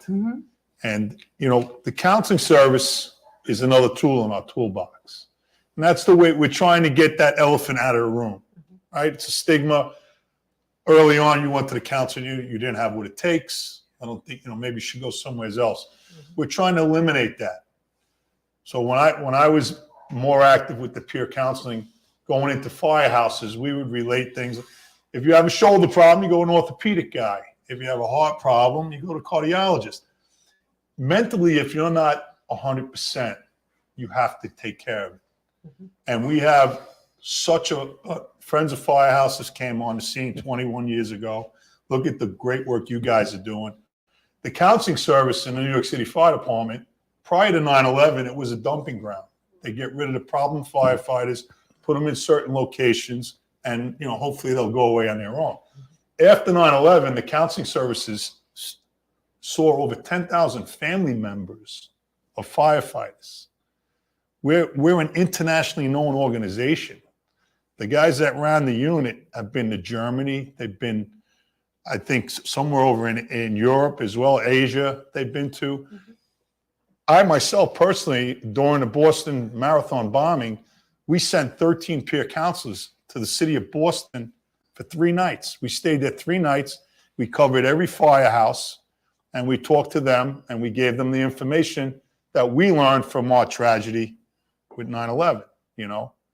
So, and you're right, the urban and the metropolitan fire departments do have a budget, and they do have access to funds where they can start these things up and keep them running. And it's a very good point bringing the volunteers into this, because, you know, they see stuff too, not as on grander scale, but there's problems that I'm sure they would need help with. And it's good, you know, when we're talking about suicide, the FDNY did a suicide awareness program probably back in 2008, around that time frame. I don't remember the exact date. But we ended up covering all 5 boroughs in 6 months. Every firehouse had a suicide awareness plaque in the kitchen. And we talked about ideations of suicide. When someone makes I think I'm going to kill myself. You know, my wife just left me. I'm going to kill myself, you know. So when someone makes an ideation of suicide, they're crying out.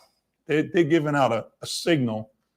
And us that are around or in that room that hear that, we should, you know, pay attention.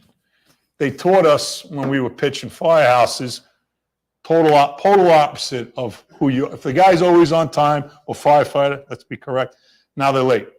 Well kept, disheveled.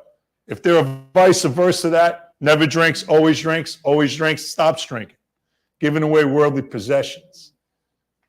So they taught us, and this may seem very obscure, there's a certain questions that you have to ask this person. You want to make eye contact and say, are you thinking about killing yourself, You're thinking about hurting yourself. Suicide. Use the word. Instinctively, if I say that, they're going to go jump out a window, you know.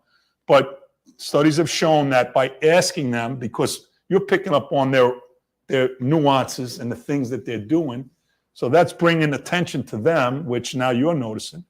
So, you know, you got to ask them straight out. You're thinking about killing yourself. You're thinking about hurting yourself. If you get a no to that question, the follow-up would be, well, I noticed that you're not right. You know, the counseling services were here the other day. Here's a card.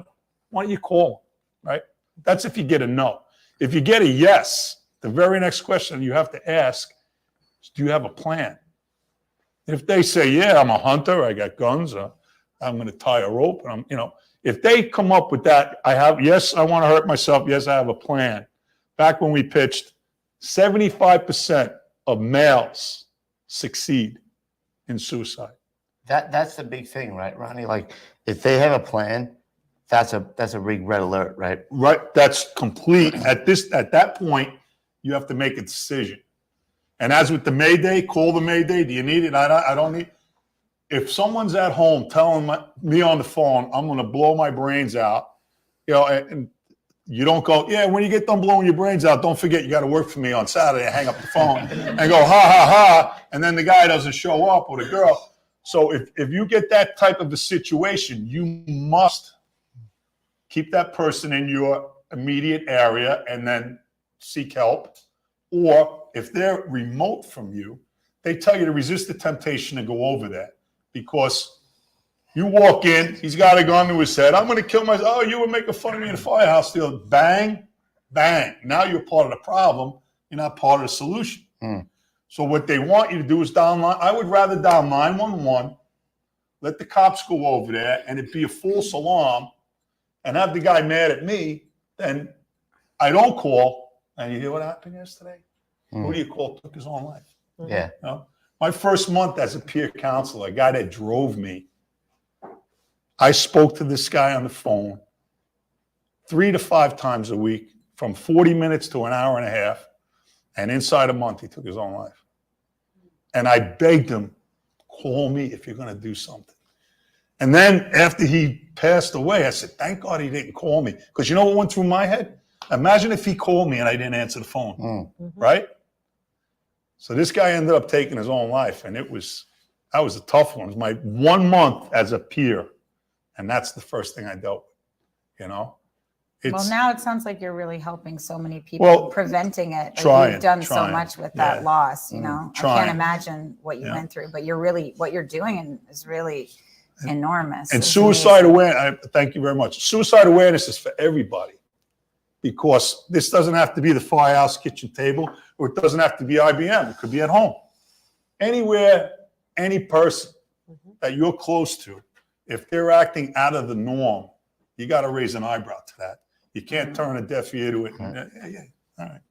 I'll add to that, if things are loading up on them, they may not be acting out of the norm, but you know things are happening, like they lost their best friends, then their mother dies, then their girlfriend breaks up with them, that you know that there's an accumulative effect there. Keep an eye out, because we do know somebody that was the case. Right. We'll talk about Gary Salentani from Squad 288, who he was a very jovial, fun guy, bro. And his girlfriend broke up with him. He was dealing with 9/11 afterwards. And I had talked to him when he left. He worked on a day tour. He was coming back for the night tour. And he was asking me, hey, what do you want to do for dinner tonight? You want me to bring in the meal? You know, unbeknownst to me, that his girlfriend had broken up with him. And his mom passed. And his mom had passed. And he grew up with the Vigianos. Right. He grew up with the Vigianos, who, you know, they both lost. Died. Right.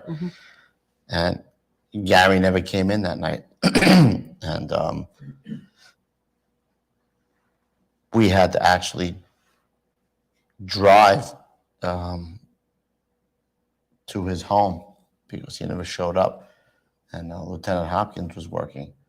And they came in and they found Gary, who killed himself with a rifle, took his life, and left a suicide note. But Other than that, he was a very, you would have never in a million years had known that Gary was going to do that. He texted me, I'm in Disney World, and when I come back, I want to volunteer with you.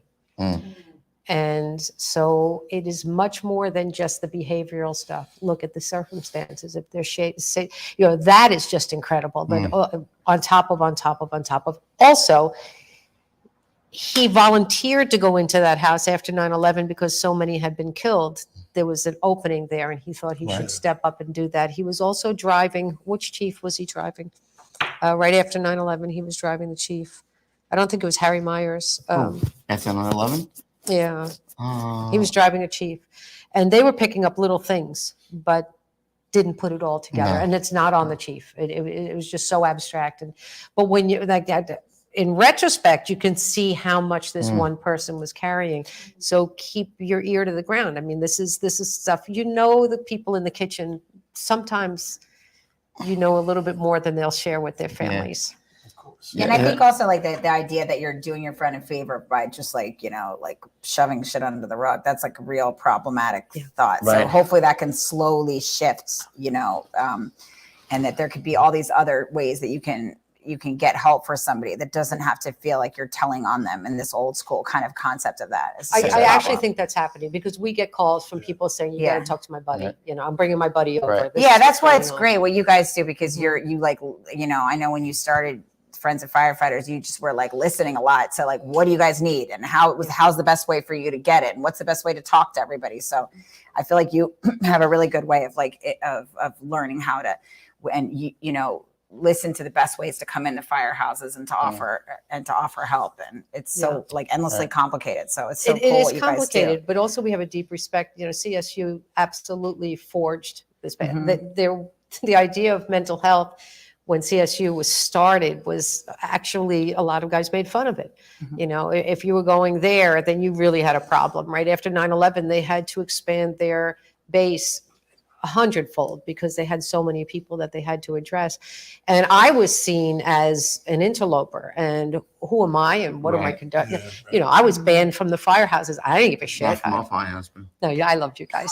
But I was very close to 118, 205. That was 101, 202. And this was back in 2001. And I didn't listen to the rules because I kind of didn't know they existed. I'm not married to a firefighter, so I really didn't care what the repercussions could be. And I was just lucky to get in between the lines. And I'd like to think that now we have a really good partnership with CSU in that they'll send people over to us that don't want to go to CSU for whatever their reason. And they know we're here over 20 years so that we're not just a fly-by-night organization. Also, we were talking earlier. Yes, we were. I think she's got a great template for anybody that wants to start a CSU or a mental health group for firefighters, having it in a firehouse. Yeah. And maybe tonight, people that are listening, there's money out there. I'm sure there's some vacant firehouses that could be fixed like this was years ago. Get your council members on it. Yeah. So when you come in here, it is a kitchen. It is a firehouse. Better get that goddamn house. It's a place you can hang out and learn and relax. Have a cup of coffee, and no one's pointing fingers. Right. And that would be a start for people to think, well, you know what? Maybe my next step is to see a therapist. Yeah. Let me start here with a firehouse where I felt comfortable. Guys that I know or in the job with me will sit down, have a cup of coffee, make lunch, have breakfast. And if you want to speak to someone, there is someone here. But if you want to wait and hold off and think about it, I think it's just a great first step. Right. And recovery for most people. It is, but I'm constantly aware of the fact that I'm a civilian, and without Tony Cat was the reason people came here. They came for Tony. I don't make any pretense that it was me. I think you're full of shit, but that's okay. It was Tony Cat, and now you come for, I think it's for the Fonties. That's what I think it's for the food. But it was Tony Cat. It was really all Tony Cat, because Tony was wise enough to know that the need was there. He had seen a lot himself. He had suffered a lot of loss himself, and he got to see it. Right now we have a pilot program in Biloxi, Mississippi, and that's been interesting because there, you know, it's funny because I'm used to New York City, right? I'm used to the FDNY, I'm used to the numbers. And down there they have 10 firehouses, 3 members on at a time. Yeah. And I said, well, how long will it take to talk to every firefighter? And they go, well, you know, you have to be here 3 days. I'm thinking, geez, 3 days. And, you know, Rochelle went down there. Rochelle's right there. Rochelle went down there. And they were very suspicious. Number one, New York is going to come down and tell us, you know, about mental health. I think, you know, I don't know. This is kind of what I felt. However, when they got to meet Rochelle and a firefighter that we sent down there who's an active lieutenant, and they found out that he was there on 9/11 because they all want to relate to that, because on some level they do relate to that. I think that lessened a little bit of the suspicion of who are we and are we affiliated with their bosses. That's a very big part of it. Is this going to go on my file? Yeah. That's And we totally are absolutely not ever going to, we don't take money from any agency. We don't take money from the FDNY. We don't take money from the Biloxi Fire Department. We take monies from, like in New York right here, Friends of Firefighters is, we are supported largely by Gary Sinise, Steve Buscemi. I know I'm throwing out big names like I'm hot stuff, but that's not Great what it is. gentlemen. I've been on They're basic. wonderful people, wonderful people. How much did you donate? I was on the Stars Network. Rachel is a supporter. Sorry. Throw it out there because I have want to Buscemi pee on the so show, bro. Throw it out. That's not how to get him on the show. You're not going to get him on the show that way. But, you know, my point is we have a lot of different ways of raising money, and it is a struggle. It's always a struggle. In Biloxi, we were able to get FEMA money to cover that. Right. It does not go to their department. We will not ever share Where would information. people, if they want to send money to firefighters, a friend of firefighters? FriendsoffireFighters.org. Tank, Yeah, Tank, throw that up there, Tank. I know you're listening. Yeah. And Throw it up you there. know what? Send money we to really friend- need it, and I'll tell you Send why. some fucking dough, you guys. There you go. I couldn't have said it better. I could Stop have said it better. take some money out of your pocket. I have Stop to pee it. so bad. Can I run it? Yeah, go. Good, go ahead. I'm such an idiot. It's okay. I just got you drunk, I think. The one thing that's important to know is right before, and you might have experienced this also, right before Take her COVID in drink. Is she not drinking it, 2019. I have mine. Oh, hello. Right before, in 2019, we had 3 counselors. We now have, really, you're making that much noise? What the hell? A microphone. That's Mike. Oh, the mic has to come on. Mic drop. In 2019, we had 3 counselors. Today, in 2023, which I cannot believe I'm even saying that, we have 13, and I have to hire 2 more yesterday. Good for you. Good for us. And we need When funding. we first met, it was just me, you, and Yeah. a chick who was sticking needles in my head, bro. Remember her? I do. Yeah, you like that. It was weird. I Yeah. kept my distance from you. The after needles that. didn't work, Kevin. Yeah. Yeah, no, I actually went from firehouse to firehouse in my broken down car. Every time I got to one, I'd have to fix the car to get to the next one. But it was, but now, and you'll see, I know you're seeing this too. There is absolutely not only no shame in asking for help. No more. For the very first time, the children, they're putting their children in counseling. They didn't do it after 9/11. They didn't do it after Sandy. Even if the kids' houses burned down, even if they had nothing left, they would not put their kids in counseling. They didn't want them to be labeled. And now we have so many kids coming because their parents realize this is a real struggle for them. And, you know, it isn't just COVID. It's a combination of everything. But I have to say, it's accepted now. It's okay now. And I don't know, and Flo, I'll ask you. That's Flo. Flo's awesome. Hello, Flo. Progressive insurance. Yes, that's one thing. Yeah. Flo is our clinical supervisor, and she has been just very steadily watching the change and being able to report back to me what she's seeing. And she also grew up at the highway because her grandfather was a legend in the highway. So Ernie. So she knows the job inside out. And what she's saying is that for the firefighters, you know, to bring their children forth, it actually is not only a golden stamp here because they recognize and respect us, but also that they're able to see that it goes beyond them, that mental health is critical. Well, true transparency, I reached out to you, right, for my son. I wouldn't have said that. I'm saying it. Okay, you can say whatever you want. And if you need help in any way, Friends of Firefighters is the way to go because they help me out. And I want to tell, listen, here's the thing with counseling. If you find a counselor and it doesn't work for you, go to the next one because you got to. The first one you go to may not be the one that you connect with. Right. You have to find the one that you connect with, and when you find that person, maybe 2, 3, whatever it takes to find that person. It means a difference. Don't stay with the first person that you go to if you don't connect with them. Right.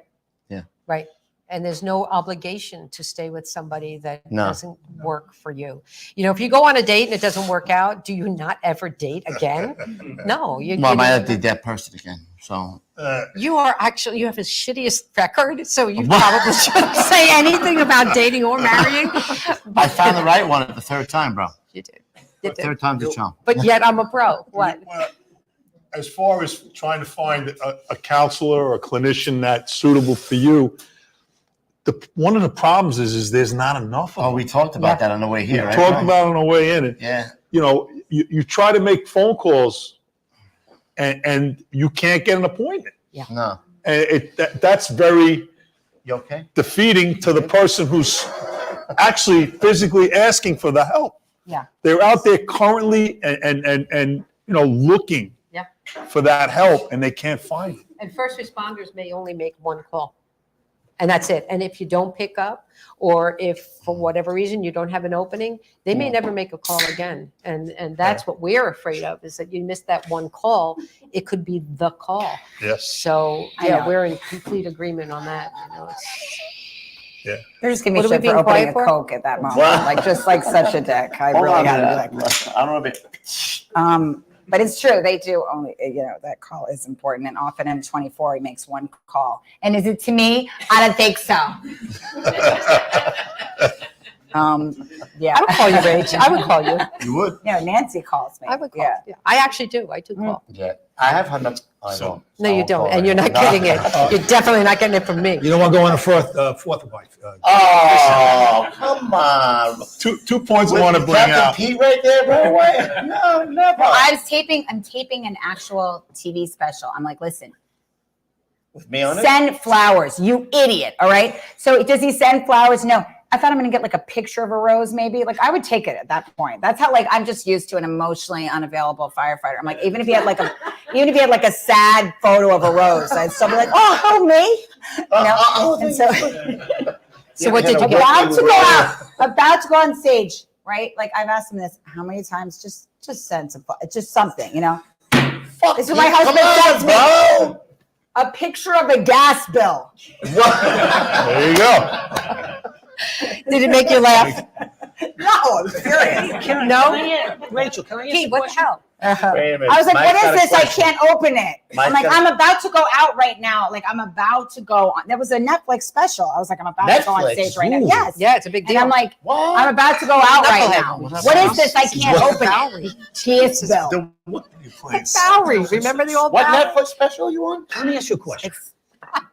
When your parents met Pete, what was their first question? I mean, my mom is like, Is he Jewish? Half Jewish, only the good side. The reason I ask, my brothers all married like Catholic girls. So I think they were like expecting Oh, they're Catholic. okay. And I like, and like, I wish there was more Jews in the fire department, but I've looked up like in the bunker gear. There's a lot of like McCann, Mazzelli. Like there's not a lot of like Leibowitz. I've looked. Brian. no, there's a I lot. looked for my dermatologist name. I don't see it on bunker. So gear. they had no qualms with Peter. What's that? No, my mom, they love it. That's the thing. Like Pete, no matter how much shit I give him on stage, and I really try, but no, just kidding. But when I could tell any story about my husband, and people are always like, oh, how is he after? Like you talk about him. Are you kidding? They fucking go up and like shake his hand and give him hugs and want pictures of him after my shows. Right. Yeah. Well, Pete, you must have great in-laws because my in-laws were a little leery about me marrying my future Was wife. she Catholic? She was 19 years younger than me. Oh, you say that again? And I was Wait a minute. She's 19 years younger than me. You mention that a lot. Anyway, great. And you can tell about the No, I did. Should have seen these So, fans. Anyway, God bless. They were bad The reason Jews I like asked that. Before I really got involved with my future wife, she was in a car accident. So I didn't get the warm vibes from my future in-laws. I'm older. I'm a fireman. Jewish. Not really. I'm half Jewish. They were not only that. When you're a Jew, there's Only the good conformed, half. a conservative, reformed, and orthodox. I was only the lowly reformed. Pete thought we all had the Okay, curls. so there's a lot going on. You didn't have Anyway, the curly, so you were in the curly cowboys? the thing was, she's in the hospital. My father-in-law was pacing up and down. She was in a serious auto accident. So my future Uncle Neil came in, who was a cop. So they were in the back talking. And all of a sudden, my father-in-law is smiling. He's got his arm around me. Hey, Mike, how you doing? And then I find out the only reason he was doing that, he found out I had a great pension and health insurance. So that's why I was trying to find out if your parents were thinking Actually, of that's it. what my drunk friend was saying next to us the first night we met at the bar. She was so trashed that she didn't realize she was speaking like a very audible level. She was like, sweetie, good pension, sweetie. Try to keep it in mind, sweetie. When Pete said the thing about the curls, he's like, I thought you'd have them ringlets. And she's like, sweetie, focus on the pension, sweetie. Focus on the pension. But no, my mom, like they're pretty into it. Also, my mom is like, she likes, you know, heaviness. Like she's a therapist with no boundaries. So she wants Pete to like tell her all the dark shit he's seen in the job. Like she listens to him like this with like a leg up, just trying to get him to open up. And Pete's like, you know, like that's not going to happen. Yeah, but my mom's always trying to like crack him open. It's not easy to crack. All the women in his Your family, his mom's mom, a therapist? yeah, my mom's a therapist, and Pete's mom's always like, Peter needs to go to the therapist. Peter needs to get to know Peter. She always says that. Peter needs to get to know Peter. Well, now the whole firehouse knows that, Pete. Hey, Captain Pete, you got to get to know yourself, right, bro? You transfer your whole company. This way you don't have to deal with it.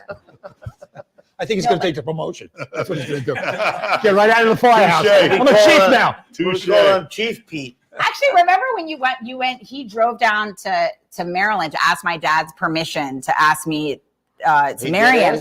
Yes, like Jewish men, they're not known for being protective over their daughters. My dad was actually like pretty confused, I think, but Pete drove all the way down there to ask him, which I thought was like kind of sweet, you know, that he wanted to do it. And he's like, I also got the new iPhone tax-free in Delaware on the way. I'm like, you could have definitely left out that part. But I'm like, yeah, you really wanted to drive down? He's like, yeah, and then the new iPhone, no taxes at all in Delaware. So, but my dad, yeah, he went to ask my dad's like permission to ask me.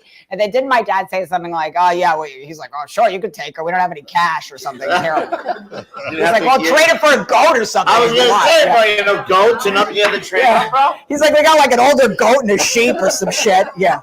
I'll give you 2 sheep and a pig and you marry my daughter. I don't know.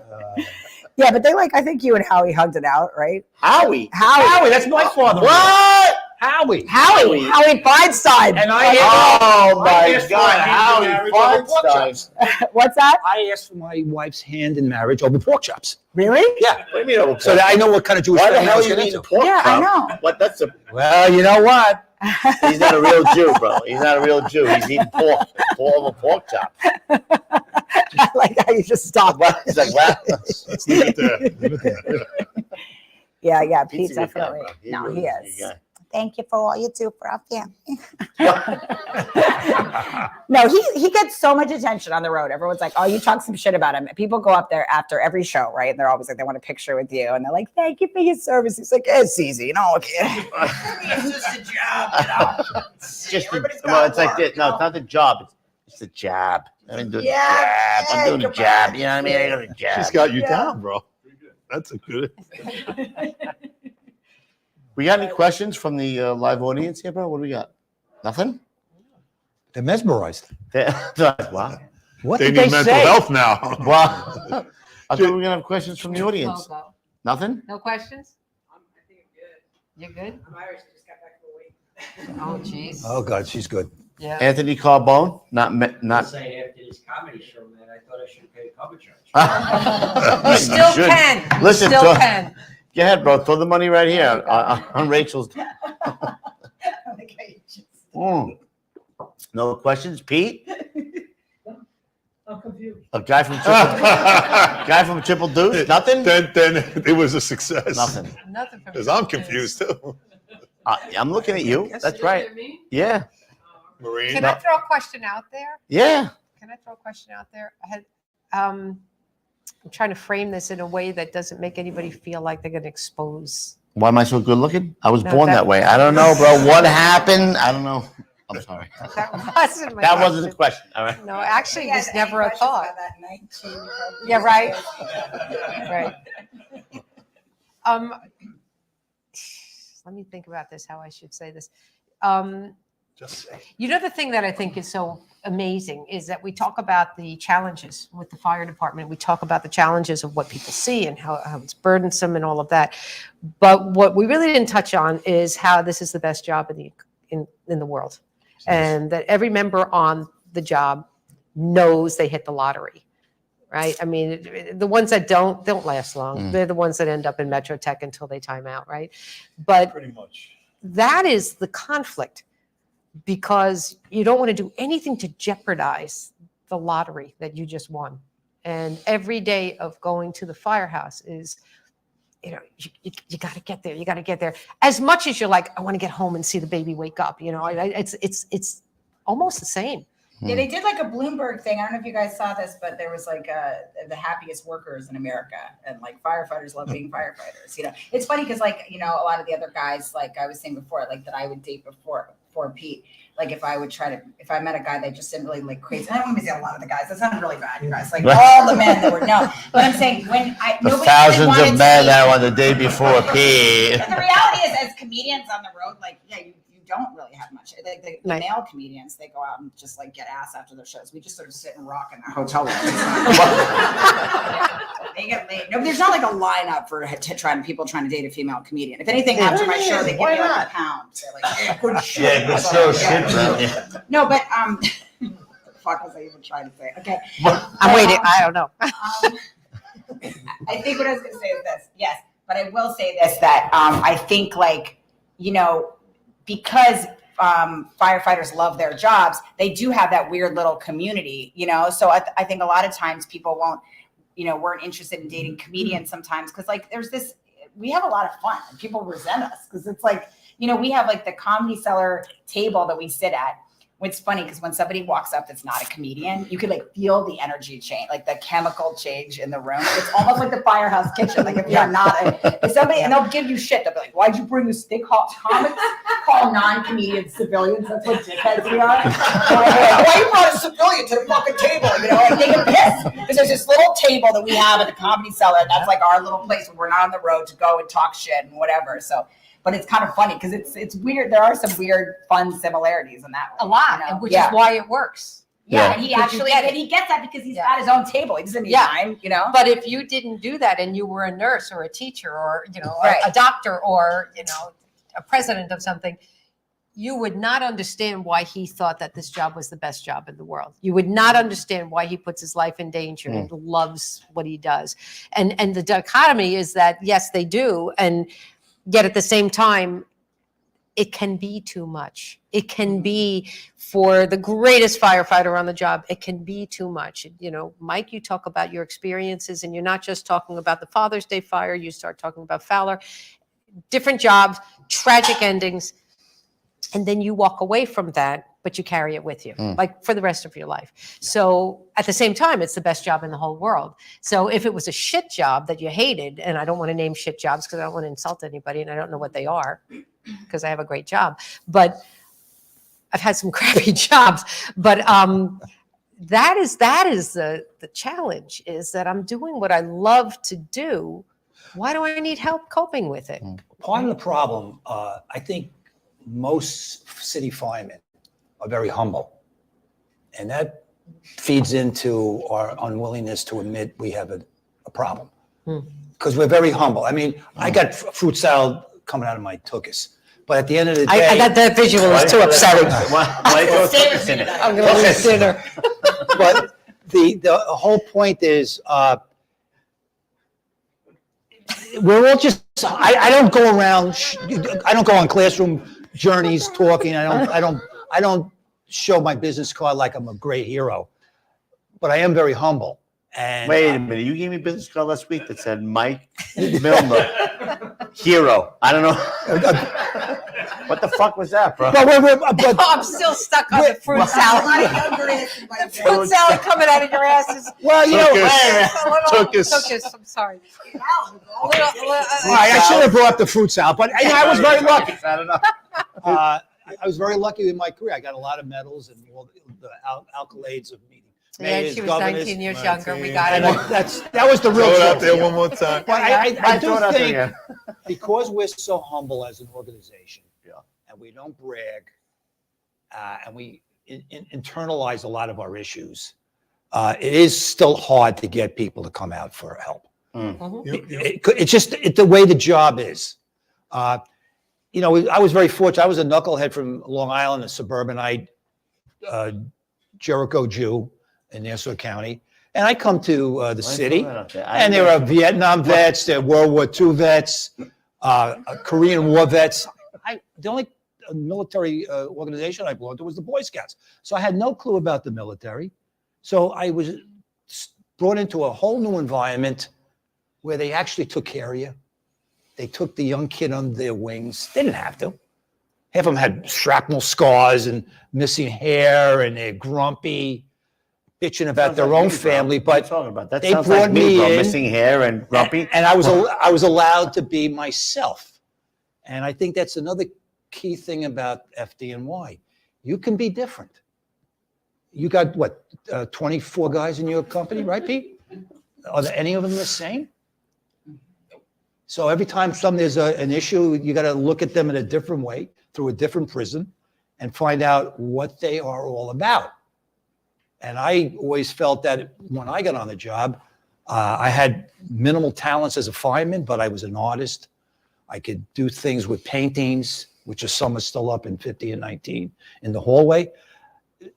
Those smart officers or senior men saw something in me to make me better than I was.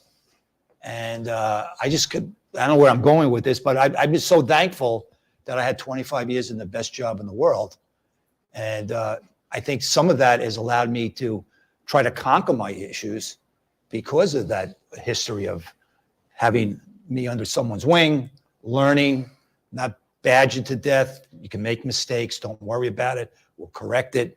Being a part of the team, learning how to It's also cook. great that you guys like normalize all this stuff and you know, show how you've been able to utilize like mental health in your own lives and how you've come out the other end. Because I do feel like, I know like when I was talking to one of the guys that works for my husband, one of the guys, the younger guys at your firehouse at Proby, and he was explaining to me how he talked to him through this fire, and he was like, oh, on the radio, you know, he was like just really calm. And I've been with it was maybe a second or a third fire, and I guess, you know, he'd been with had a captain before that was maybe like panicking or whatever, you know, and he said he just kind of talked to him about breathing, nice and even, you know, and I always think about that, like, and he says that ever since then, he always has that voice in his head in every other subsequent fire, like it's probably and could easily save his life at different moments. And I was thinking like, that's such, you know, you have so much power as retired firefighters, but also guys on the job to just like kind of normalize all these with mental health too, all these other things, and just be like, hey, something might feel a little scary, but here's a cooler way to approach it. And there's all this help all around you. So it's kind of, it's like very optimistic. You know, I know we discuss a lot of heavy things, but to think about how much power there is with your organization, with all these guys in the job, just like, because people really respect them and they look up to them, you know. But Mike, you were talking about your officer and you said he didn't have to take me under his wing. Yeah, he did. He has to create his crew. He has to mold you into what he needs you to be so that you are the one that he can count on the fire floor, right? So yes, he did have to take you under his wing. And yes, artist is a little bit, you know, you're not an electrician, you're not a plumber. I had no trades. You did have a trade. Yeah, I could paint. Yeah, I mean, that's a trade. But that's the key also, like I said, I mean, the fact that I always found that the FDNY, most good companies, they bring out the best of you. Yeah. For the most part, whatever it is, whether you're a cook, or you can fix a car, or can you help me with the TPRs, Cap? You know what I'm saying? So you still do TPRs? Not electronically. So I think the reason I survived was I had a bunch of great guys that helped me, even though we went through a lot of horror and crying. The fact that I felt secure to the most part. I felt I knew what I was doing, and just to get a thank you once in a while from the guys at the kitchen table. That's a big deal. Yeah, probably one of the best things that ever happened to me is not the medals from Dinkins or any Giuliani pinning medal on Medal Day. It's just one of my offices 25 years ago thanking me for closing the door on a fire floor so that they could back out and not get burned. And that was a big thrill to me to this day. Fred Priggi, Lieutenant 50 Engine, God rest his soul. That was more important than getting a medal. It really was. It was from someone I respected. Mm-hmm. And I think that goes a long way why we survive FDNY, because we all respect each other tremendously, no matter what rank you are. Unfortunately, I was one of the only Jews that never studied, but putting that aside, it's just a great job. Right, always. That or 19 years younger. I feel like that's a good place to bring it back. It's a good place to end it, just right on the word Jew. Jew or your wife was 19 years younger? Yeah. I don't know. Just go back to her stats again. Yeah, just how that. Well, you're going to use that in your next We have a question. We got a question. Go. Hello. Am I good? Okay. Hi. I'm Stacy. Hi, Stacy. I'm a civilian. Hi. My name. Hi, Stacy. State your name. Civilian. So you're I'm not a civilian. comedian. I'm not a comedian. I'm not a therapist. I'm not affiliated with any firefighters, but thank you all for your service. Thanks for coming. I have a couple questions for you, Nancy. So, in terms of your therapy and your group and your leaders that do this, as I said, I'm not a therapist, but I was a group leader in a support group, and I'm just wondering your experiences or the training that you all have, because you're counseling really intense people who have seen intense things. Mm-hmm. Do you have background in trauma, or is there a specialty in therapy that goes through, training firefighter or counseling firefighters? And then the second part of the question is that you were mentioning before, when you don't think that there's a match between the therapist and the person you're counseling, how long do you think is the right amount of time to gauge whether or not that's a good match for you, or tell them to move on? Can I take the second question first? You may. Can I be blunt? If you don't like the person, get the fuck out of there. Why are you going to waste your time? Word. Really? Why are you going to waste their time? If you don't feel a connection, move on. Yeah. Call up and say, it didn't work with this person. Can I see somebody else? I'm sorry to be so crass. I should have kept out the F word. But no, it's interesting. I that you just say that, really because feel there's- like, you're going to be vulnerable. Do you really want to be vulnerable with somebody you're just not comfortable with? I don't.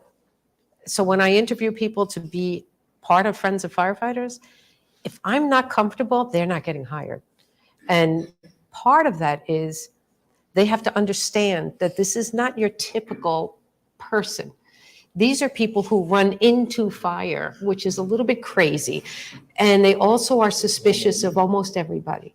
And if you can't roll with that as a therapist, you don't belong here. And it's fine. You might be a great therapist. Go be a therapist for somebody else, but it's not going to work here. The first question is, I'm a mom. That's my experience. I hire highly credentialed people. And then also my daughter has come through since she was a child, since she was 15. That's when 9/11 happened. She was by my side the whole time. She eventually went to Columbia and got her degree. I'm looking over here at Flo, and then Rochelle is over here. Rochelle is a counselor. Kia is a counselor.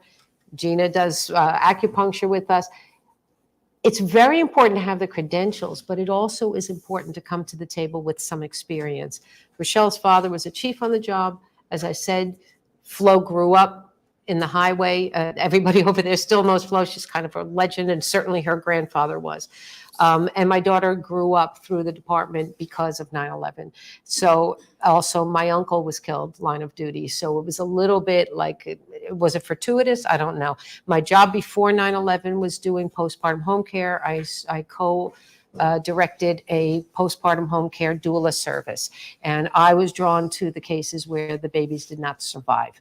So for me, it was kind of a natural segue into helping the firefighters that did survive 9/11. And then right after that was the Tommy Brick fire. When Tommy Brick was killed, I realized you can't just minister to a certain group. because this is a dangerous job and there will be deaths in the future. So in 2000, what was it, 3 with Tommy? 4? I said it's open to all. It can't be just 9/11 firefighters. I hope that kind of answers the question. Yeah, no, I just, It's off, but we can hear you. yeah, I just was interested if you're all peers or you've all been wives of firefighters or, again, they're legacy people here, because it's interesting to hear peer leaders, wives, moms, of people who have had people in their direct world. It's a great question. The peers are generally firefighters themselves who are retired. They have so much to share. And I think that the makeup of a firefighter is somebody who wants to protect others, take care of others. Again, going into fire, that's a pretty extreme way of helping people. But when they retire, sometimes I think they feel that they're outside of who they really are. And some of them don't make plans, and that's unfortunate, because if you don't have a plan for when you retire, you're going to hit a wall pretty quickly, especially this population. So they need to be busy in some way. And generally, I have found, and correct me if I'm wrong, it's in helping others. And so the peers, Friends of Firefighters, tend to be retired firefighters. Our actual counselors are credentialed counselors. Can I add something to that? So we've said it before. If you don't click with your counselor, move on. Because I went to a counselor one time, and I swear to God, for like about 6 months, I would talk to her about something, and I would mention my children, and she would say, "Well, how many kids do you have?" And I'm like, "Yo, bitch, I told you that like 5 times. I told you 5 times already. We got 4 kids." Oh, okay. What happened to your kids at what age? Time to move on, I had bro. a guy with a lazy eye, and he would blame the lazy eye. Like, you're falling asleep. It's not your weight. You had a lazy eye, dude? Yeah. He was always just kind of like, he's like, it's my eye. It's not your eye. Move on. And it's easy to Move tell on. if somebody is actually engaged and Yeah. listening. Yeah. And they're She not asked me- doing this. Yeah, she asked me the same question.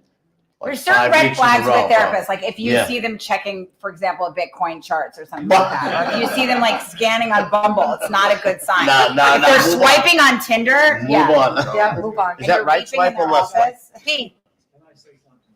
Yeah. The reason. take the non-working why microphone. This place is here. Just take a look around. There we go. The reason why this place is here, take a look around. It looks like a firehouse, doesn't it? It is. It is a firehouse. And when the guys come in here, they feel at home when they come here. We serve a breakfast, we have a firehouse talk. They have a lot of things in common, especially retired firefighters. Let me grab this. Okay, All right, how's that? good. Okay. Especially for retired firefighters, a lot of them are lost. I said, "What do you do for with your time?" He says, "Nothing." He says, "So when you come down here, we have breakfast once a month. We have firehouse talk once a month. They feel like there's a connection here. There's people that they can talk to that have things in common with, and the environment around here is wonderful. I mean, you think you're back at the firehouse again. So it gives them a feeling of comfort, I think, and knowing that there's plenty of help around with our counselors, and we have acupuncture, and we have Reiki, and amongst other things, financial services. It's just a great environment for people to get involved, and also to feel comfortable with. That's the whole idea of it, to feel comfortable, and not feel lost. That's it. The key to it, and thanks, Pete. The key to it, and I want to give hats off to Pete, because Pete is here, and he makes Is he the flipping breakfast. the and everything. pancakes? He flips pancakes. I'll be here for the pancakes. I'll tell you that much, bro. If Pete's flipping the pancakes, I'm in. And they're free, Kev. Did you say free? They're free, so. You know what they say? Free. Yeah, I know But what yeah, they the say. snacks are really good too. What? Yeah. I'm adding nothing to the table. At this Do you know point. anything about a fireman and free, Yeah. Rachel? Fireman and free, like this, bro, hand in hand. Free. You know what I'm saying? But the idea of the firehouse is, and that was Free by it to me, design. bro. When we were in the old flower shop on Columbia Street, it was very clear to me, if we don't move to a firehouse, we are going to shut down. And that was 2008. And so we found this place because the tenants were leaving in the middle of the night and skipping out on their rent that they owed quite a few months on. And somebody whispered in my ear. So we got in. But I knew that if it wasn't in a firehouse, it wasn't going to work. And the reason why is that this is their ground. This is, you know. This place, This is home. Yeah. this is awesome, bro. This is home. Yeah. This is the first time I'm in here. Yeah, shut up. Just like, that Wait a makes me minute. sick. How many This is years fir- have I known you? Let me say it again. No, This no, is no, the no, no, first no, time- no. How many years have I known you? Over 20 years. Over 20 years. Yeah. This is his first time here. Yeah. It's Can we just awesome. like boo? Like No. boo. This place is awesome. And if Yeah. Pete's flipping the pancakes, bro, I'm in, bro. And French toast, right, Pete? French toast. And he makes grits, but I'm not. I'm I out. love grits too. I can't. Pete, you do make it. grits? Sorry, Biloxi. Word. I keep you talking to my Pete. I'm like, wait, you know? No, the other They all Pete. cook every. No, that Pete, Pete right no, there. he's a captain now. He don't cook. I mean, what the fuck they does he all- do, bro? they used He comes to. down. He don't even. Yeah. He don't even clean I was like shine my shoes. Yeah, yeah. I was like back in the day. He's like, yo, dude, get in there and clean my toilet bowl, all right? I don't clean toilet bowls anymore. I'm a captain. You know what I'm saying? So I want to say Pete stepped up when Tony Cat got I sick. went right into your But voice. prior to Tony getting sick, Pete was a part of a whole lot here. And to see Tony and Pete in the kitchen was frickin' frack because they're both the same height. And Tony would always call him Shorty. You were only taller. Yeah, how tall are you, You Pete? were only taller when you moved Taller your than hair me. up. Pete, how tall are you, Pete? Never mind. Yeah, Wow. Should have hit him with respect your elders. That there you go. Wait a minute. But what he does is he makes a home here and he gives, you know, it's not just about the food, obviously. Everybody knows that. The kitchen is the heart, always. The kitchen is the heart. Kitchen table. Even in a civilian, when there's a party, where do you go? You go to the kitchen, right? In a firehouse, it's the heart of the entire job. Is That's the why you kitchen. told me that when you wanted to make it, like the fireman to come over and like bulldoze our kitchen. He's like, it's the heart of the home. It is the heart of the home, but it is anyway, right? Tractor through our kitchen. When anybody has a I party, know where he got that. You know, wait, when you have a party, where does everybody end up? Kitchen. Right. Always, always. But the kitchen in the firehouse is different. Oh. It's sacred. The kitchen in the firehouse hears everything. They hear the jobs. They hear the insecurities. They hear the macho. They hear the kitchen is Many everything. problems solved the firehouse kitchen table. All wrong, but still, you think that it's solved. You can many go in the problems. kitchen and you can ask 8 guys what the weather is. You'll get 12 answers. Yeah. None of them will be Holds the right. weight of 1,000 stories, the kitchen table, bro. So it seems as though the best way to put a hand out to firefighters and say, we're here to help you, is to give them a kitchen back. I'm in for And the this pancakes. building- I'm here. If it was just pancakes, Kev. No, I'm here for the pancakes, bro. I will be here. When's the next breakfast? When you're out of town. Wednesday. Wednesday. It's Wednesday. Can't make it. Yeah. I was waiting for that. This Wednesday? But Kev, really? Wait a minute, hold on. Oh, I let's can't go to make a it. It's the second Wednesday of every month Second Wednesday every month. I don't get an email. since 2004. Really? You do get an email, you ignore it. But yeah, well, look, I'm just going to call it as I see it. But the Okay. reality is, if you don't come, that's all right. It's not the time to come. When you come, it's the time to come. There's no pressure to show up. You know, I'm going to bust your chops because you're easy. But the reality is, nobody comes here unless it's something that they're Right. drawn to. And it doesn't have to be about counseling. It could be about finances. You want to have some help. It could be about You can come here acupuncture. first to like stuff your face. And then You could get stuff help. your Right. face. Can I get turkey bacon too?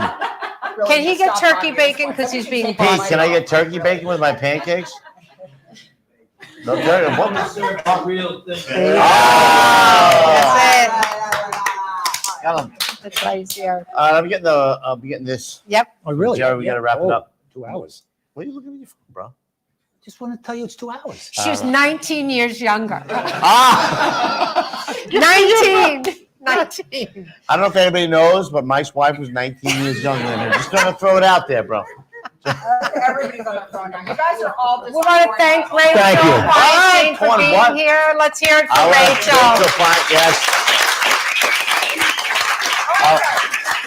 No, don't clap for yourself. You're it. Friends of firefighters. I thought we were clapping. Friends of firefighters, yeah. I want to thank Ron Zoni for coming here tonight. Ron Zoni, Mike, the Jericho Jew. Thank you so much for coming.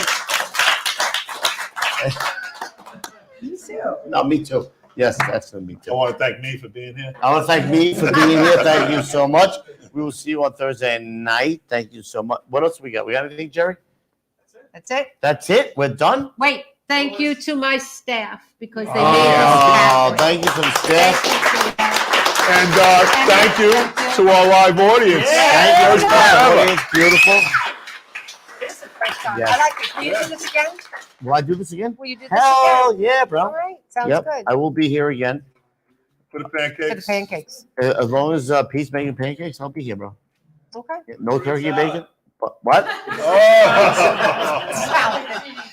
Oh my God! Now I can only see it Fruit coming out of his salad, butt. yummy, yummy fruit salad. You want me to? No, I don't I want to have know. one more good story. No, Show's over. No, You got show's one more over. good story? No. One more good Wait a minute, story. hold on. I'll never look at fruit salad the same way again. I don't want to hear it. All right, so